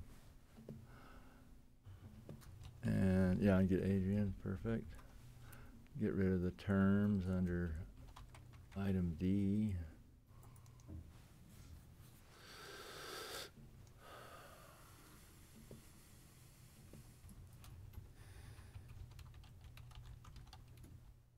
Do you recall that, Adrian? Is that on the Career Service Council? I have not had any contact or use. I'm not sure how that works. Fairly rarely. Is that the right term, Mike? Administrative law judge? Yeah. Yeah.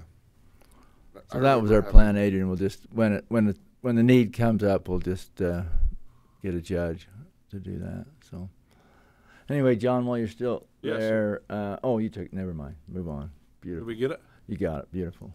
Okay. Council on Aging. Who's over? Me. That looks. We just met last week. I think that looks correct. In fact, there weren't any changes. They reappointed those that were coming up, and Would that have been March or April? it would have been April. That would have been. It would have been not last Thursday, but the Thursday before. So is this correct what I'm doing here? I'm updating these dates and then Yes. 3-year term, so that would put us at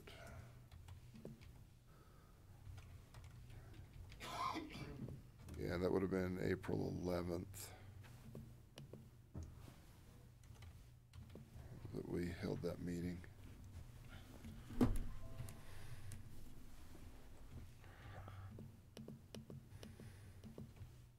So there's their, but Well, they have staggered terms. they do, and I don't remember.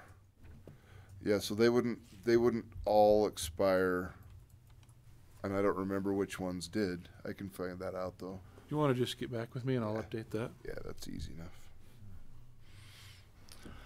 Okay, Health Insurance Committee, Adrian. A lot of those are different, but I'm not, I have a list at my office. Do you want to just email that to me or let me know?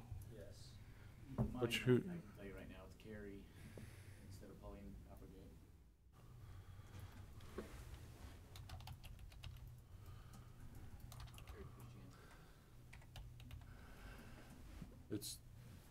It's Christensen, right? And Carrie Jeffries, do you want to stay on there, or do you want one of your employees? Probably not, because I think Is it Christiansen? requested that the elected officials not be on there. Okay. So I'll change mine to Bart. Not telling me, but I will. Should I go ahead and put Bart? We'll put him on there if he. Yep, there you go. Bart will do it and he'll like it. Melanie's for our office. I'm gonna say we could probably sit here and get most of them. We're making great progress here. This is good. Okay. Stephanie Furnival is the attorney. Oh, They're separate. But They're separate now. even on the health insurance committee. I don't know, Oh, Yes. but I would assume. The CJC have their own rep this past year. okay. But the rest one, I don't remember who it is. I'll just have to get you the updated list. well, Stephanie would be the CJC. No, she sent, Well, okay. Sorry, I won't assume Should anything. delegate then. yeah, it's delegate. Did she send? Was it Angelica? That's what I want to say, but I'm not 100%. I remember having that conversation with her, but I don't remember What's her last name? Judd. Angelica Judd. God, yeah. In fact, Adrian, would you also get me all the dates as well so that I can get, this part correct? When you I will. It was, I can just tell you it was like October of 2018. for all of them. Yeah, it was all confirming new appointments. Are they staggered at all? Not now. And how long are the terms? I didn't know it was like a specific, that's my fault, but I didn't know it was something that was supposed to be reported back to John or. No. A real board. I thought it was just more of a feedback, provide, that's the way it was communicated. Yeah, and I think that's correct, but this is more for tracking purposes. Yeah, I don't think That's they've. why I didn't really look at appointment dates or try to stagger anything. It was just more of a touching base. It hadn't been, just wanted to verify, you know, do you want to get a different rep for your department? Yeah. Correct. Yeah, each department had to decide, so, but we just need to. Allow a little bit of feedback during the process, but ultimately it's, you know, it's with most of the duties of the health insurance renewal lies with my position, basically, is the way we've approached it. Yeah. With correspondence with the But you know, these guys liaise the other way, and it is a good body to have, especially during the renewal time. So. Yeah, the feedback's good, you know, but I don't know if it really serves as if it's truly a committee in the truest sense of the. Well, it's a committee, not a board.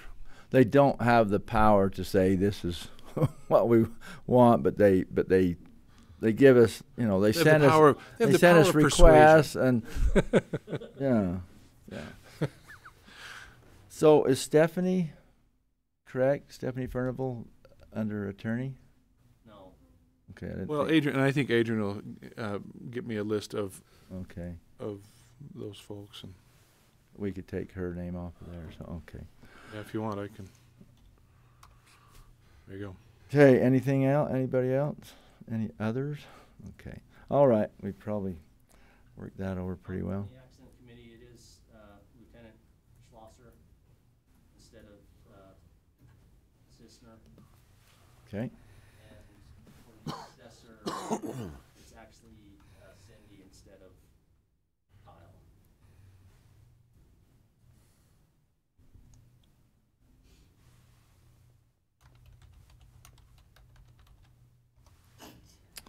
Okay.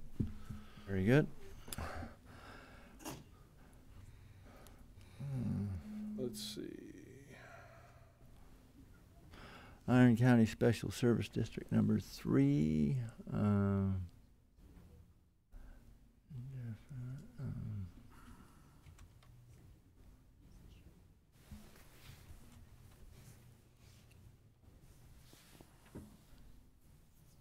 Let's see. So Craig Lobb's expiration wouldn't be February of 18. No, I just Okay, 4-year terms there. Okay, and I will check and see if the others want to continue. So.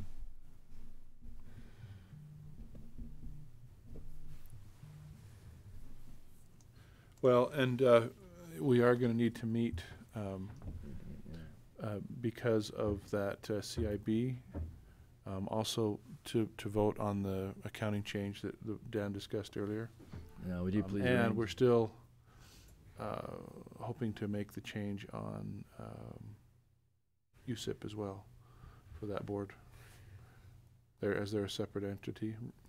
Oh, right, Yeah. right. So, okay, well, I'll see if Kim Evans and Brandon Hunter want to continue.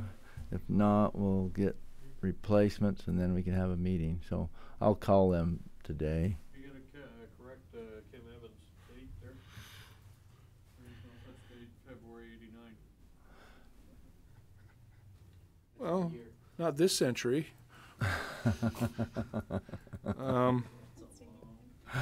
I don't. He may have been on there since February '89. I'm not sure. That actually might be correct. He may have been an original member. Oh, wow. 30 years. Yeah, That board doesn't have a lot of duties, and they'll meet once a year, if that. Yeah.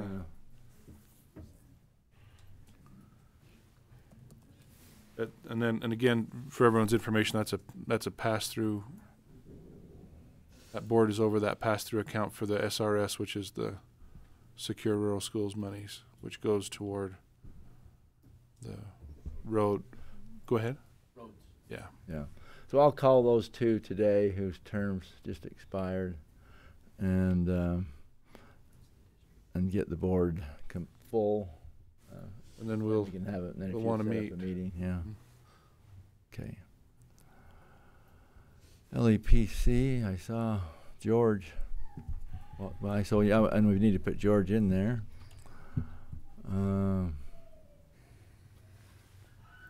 You know about that, Commissioner Blake? Yeah, that one looks correct. Okay, excellent. Okay, that one, just hurry by, please. we don't have a, I'm just kidding, but we don't have a clue what's going on there. Nothing's going on there, so we don't know what to do about it. Natural Resource Advisory Council, we haven't met in a long time, but Do you recall, Reed, was this board to be disbanded after the Natural Resource Management Plan? I asked Mike Worthen that question probably a year ago, and he said let's keep the board in case we need to call him in. So I will get with him and get it updated. So.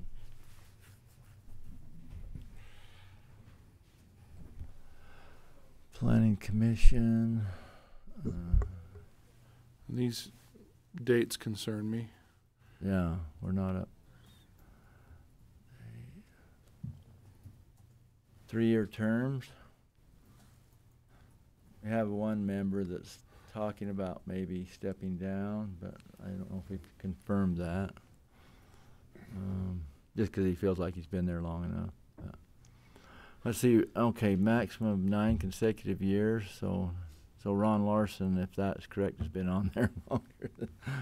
Right. Wait, maximum 9 consecutive years plus remainder of another. Has he been on that? I wonder if that's correct. It doesn't seem like he's been on that long, but maybe he has. I was thinking he came on after I was commissioner. Yeah, I don't think that's correct. Like, I think he's been on there for maybe 5 years or something like that. There are enough errors there. I'm just going to send Chad an email and ask him to. Did he retire? Who? Ron Larson.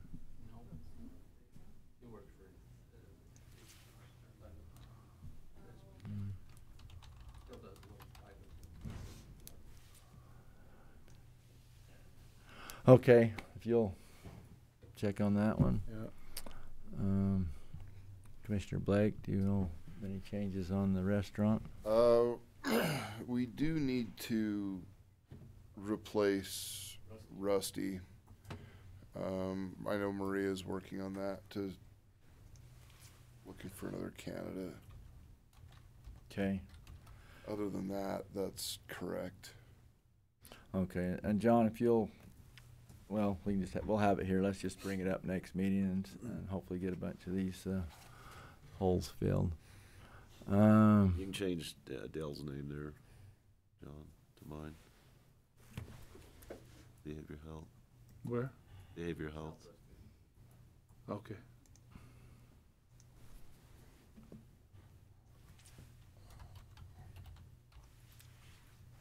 And why don't you just remove the safety committee, unless you feel like we need to have that history on there. Just clean it up a little bit.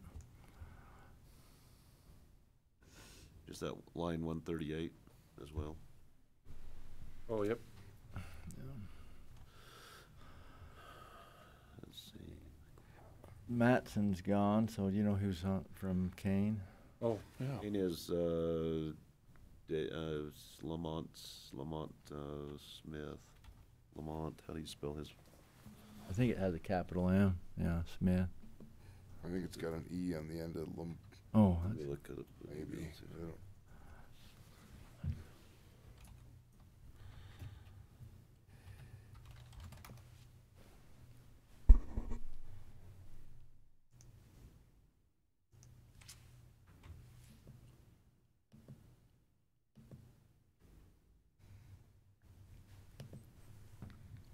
Yeah. He is sheriff? He was. He was, okay. He's now commissioner. Commissioner now. Commissioner I was for, able to verify that spelling. Victor Iverson? Okay. so, have any of the others changed, Commissioner Cousins, do you know? I think Victor's on that one. They've got, it's kind of weird. Victor's on one, and then I think on the health, I think it's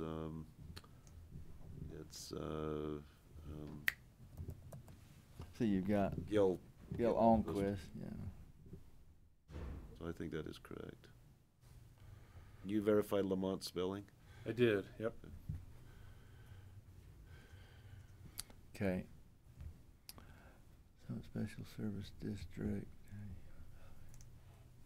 Jones, Wade. Go back and change David Tebbs to Jerry Taylor.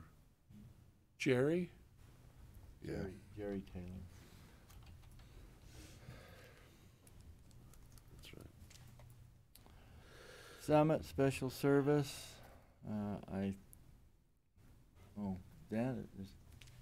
Oh yeah. I don't know why I was thinking David when I read Danny out. Danny's still the chair. Adrian, I think that's correct.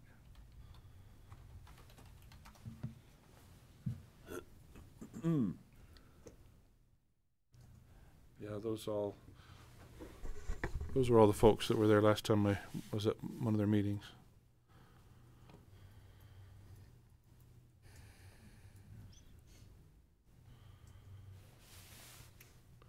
Do we have a commissioner on the tourism board?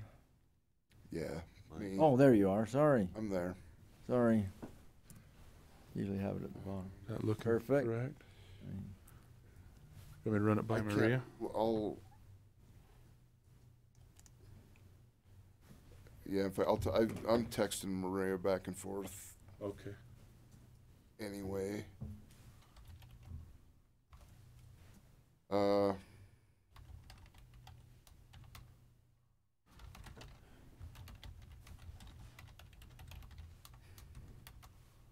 long are Water Conservancy? 4 years? As long as Water I'm there. Conservancy, are they 4-year term? Yes. Okay. Okay, we're ready to move to Water Conservancy while he's, okay. Let's see. So Brent Hunter was appointed in 19, and if you'll just put in there, we're gonna review that in 21. We put him in for 2 years, and then we'll review whether to continue or replace him because of the length of time he's been in it. We wanted to leave him in there for at least 2 more years for continuity. Okay, and Terry Hartley, then her expiration will be 23.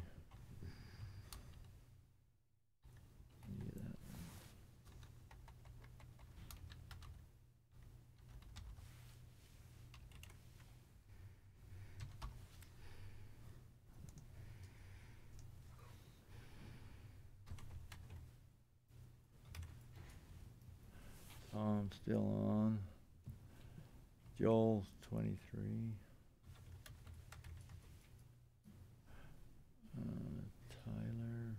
Tyler, and Spencer, yeah, reappointed this year for 4 years. Okay if I take that off? Yeah. Perfect.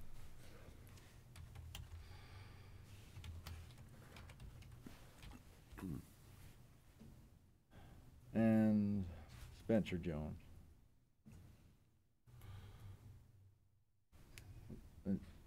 Spencer Jones was reappointed this year. Oh, I'm sorry, I didn't catch what you're saying. Sorry. And that's correct, is it not? 2, 3, 4, 5, 6, 7. Yeah. Okay. We've got Canaryville, 1 person, agriculture interest 1, Enoch.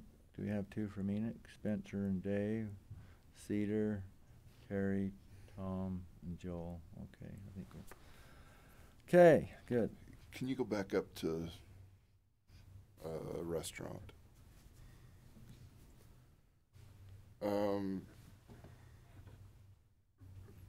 We've got Maria's proposing Dolly Wern in place of Rusty, but I can contact her and see if she'll be willing to do that. But then if I'll do that, and then we can appoint her next meeting if she's willing to take that on. Yeah, and that's always an option during that non-delegated, yep. Right. Okay, great. Tourism board. Go back to Let's see, there we go. right there.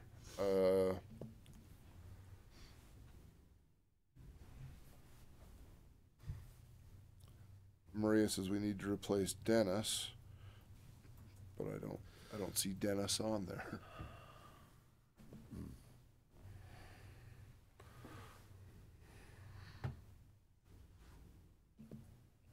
Did the Samishes move? I know that I heard they were going to. Maybe not yet. Hopefully they're They're staying. still in Iron County, and I think they still kept their, I think they moved to, I want to say, was it Czech Shawnee? Just moved off the hill. Yeah. Yeah, and there was some talk. I just sent her a picture of that list. There was some talk in meeting the other day about making some changes, but I don't remember what. We can move on, and then I just sent her a picture of that list. So Is the staff right? Is Kenzie still there? Kenzie is. We just got the new gal we got, or the new person we got. I can't remember. Was that new position, wasn't it? But we did just change positions. I'm so terrible with names. We just lost one, picked up a new one, and I can't tell you their names unless I'm looking at them. Amber's still there. We created the new position that does the videographer. And who was that? Well, you can get that information. I've never seen that name. Much as I've looked at employees, have you? Kenzie Lundberg? Staff? Tourism? She was definitely with us, but but for some reason in my mind it seems like she left. In fact, I think she did. I think she moved on. I know she's not a current employee. Yeah, she moved on to another opportunity. Okay, so you can take her off. I'll get that one figured out. Okay, great. Okay, weed board. Okay, Sean Reber and Kim Evans, both were just reappointed to another 4-year. I wonder. Well, let's see. Actually, I need to make a motion now when we're on boards. Okay. To reappoint Sean Reber. My motion is to reappoint Sean Reber and Kim Evans to the Weed Control Board for another 4-year term each. I'll second that. Been moved and seconded that we reappoint Sean Reber and Kim Evans to another 4-year term each on the County Weed Board. All in favor? Aye. Aye. Motion carried. So yeah, I confirmed with both of them last week. And Paul Nelson, I know that's not. Seemed like we had a more updated list. Dang.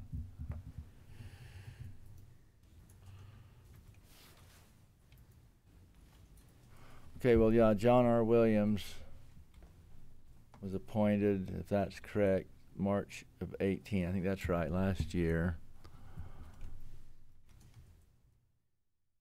No, John R. I'm not sure about. Oh, what maybe Paul was too.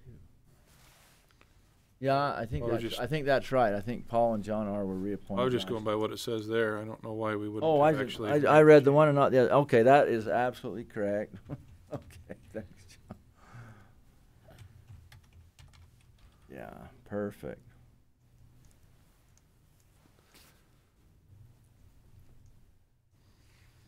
Okay, I was focusing on John R.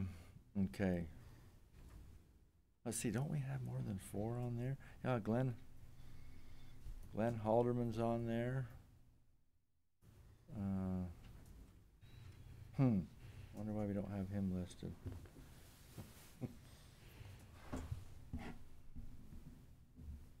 I will do some research on the rest of the weed board. I mean, there's others like from agencies that we don't appoint, which we don't need on our list, but I know Glenn Halderman's on. So, yeah. There's one, and I apologize because I meant to have a conversation with you offline before, but predator control. I've been talking with the state. We're the only county that does it the way we do it. Most counties, we pay for the flying, and then we collect money, and then we reimburse it, and it goes back and forth and all this stuff. We're the only ones that do it screwy like that. So I think we're looking at changing. I've been talking with the state. What they suggest is getting a person and appointing them as the head Would you come speak into the mic, please? predator control person. And they even had a title, but it would be an appointed position like this. And the goal would be that they would go to the entities, like there's the Cedar Livestock and then there's the Parowan. They would go out, solicit funds, whatever funds they could get. We then match what we're matching up to a certain amount budgeted, and then we send that up to the state. Then the state coordinates all the flying. The state coordinates all that. The way we're doing it right now is we're paying for all the flying, and then we're gathering money in, and then we're sending it up, and then the state is sending us a check back. It's not working very well. Well, wasn't that a government trapper?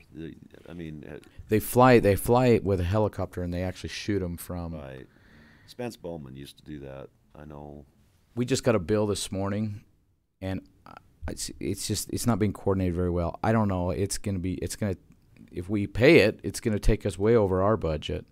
The state has already refunded based on the stuff that had been done before a certain deadline. It's kind of been a little bit of a. They don't follow it very close. They get in the air with a copter and say, "Well, we haven't covered this area," so they go do it, and they blow their budget. And yeah, looks like we're gonna really blow the budget Cedar this time. Group is more organized. Well, the Parowan group is just individuals, and they go and try to gather up the money for what they have done. But I know it.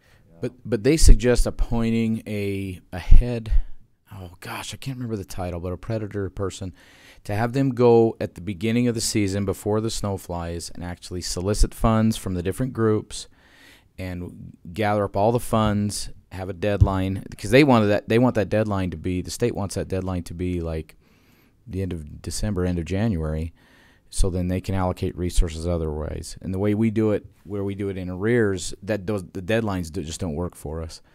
Does the state have one full time though? That used to Oh yeah, they still have trapper. Yeah, absolutely. But the county does it separate, or? No, this is just an extra thing that the livestockmen are able to put in. Well, the state puts in some, the livestockmen are able to put in some to do the helicopters. I mean, the Mostly trapper's still out coyotes. there working on the ground and doing, and so mostly on, coyotes. full time. Coyotes, yeah.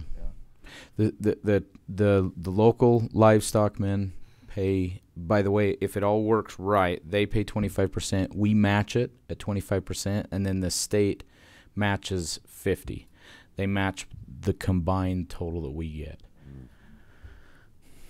Anyways, I was been going to talk to you about that. It might be good if we switch. We're the only county that does it the way we do it, and if we switch, so that way, the nice thing about that is the money is all, we know ahead of time before they ever fly what money is what, and it's all set up. If there's any extra, say they put in money and the conditions are never right to fly, then that money actually goes. There's a different organization. It's a 501c3 or C whatever. I don't know what the designation is. That then they can keep those resources over the fiscal year. The state's fiscal year, they get really picky, but then they can do more flying the following year. So those funds are never lost. But Right. I don't know why we set it up differently. If it was Long before I was here. anyway, something to consider when it comes to appointments and stuff. And I'll like visit that. with you more about that. It'll Okay. probably be called the Predator Control Coordinator or something like that. Yeah. Mm-hmm. Okay, I'll visit with you and then we'll try to get somebody. Thank you.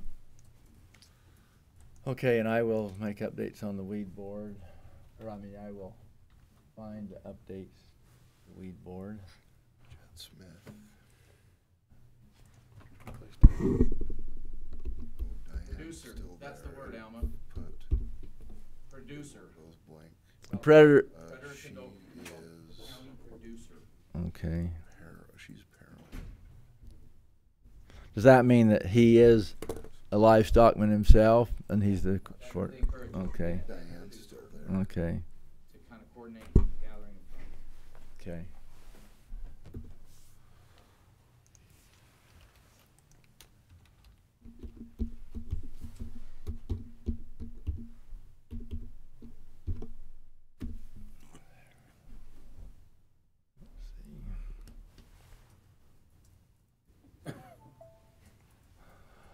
Okay, can we get that back up on our Betcha. screen? Perfect, thank you.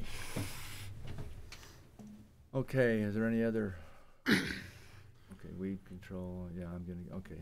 Is that the last one, weed control? Oh, yeah, that was Okay, it. okay, no wonder, okay. Sorry, I didn't even notice it was the last one when you. Oh, it's okay. Okay, excellent. All right, we can come back next meeting and with all the updates and get that a lot closer. We appreciate everybody's input there. So, are there any other items for this meeting?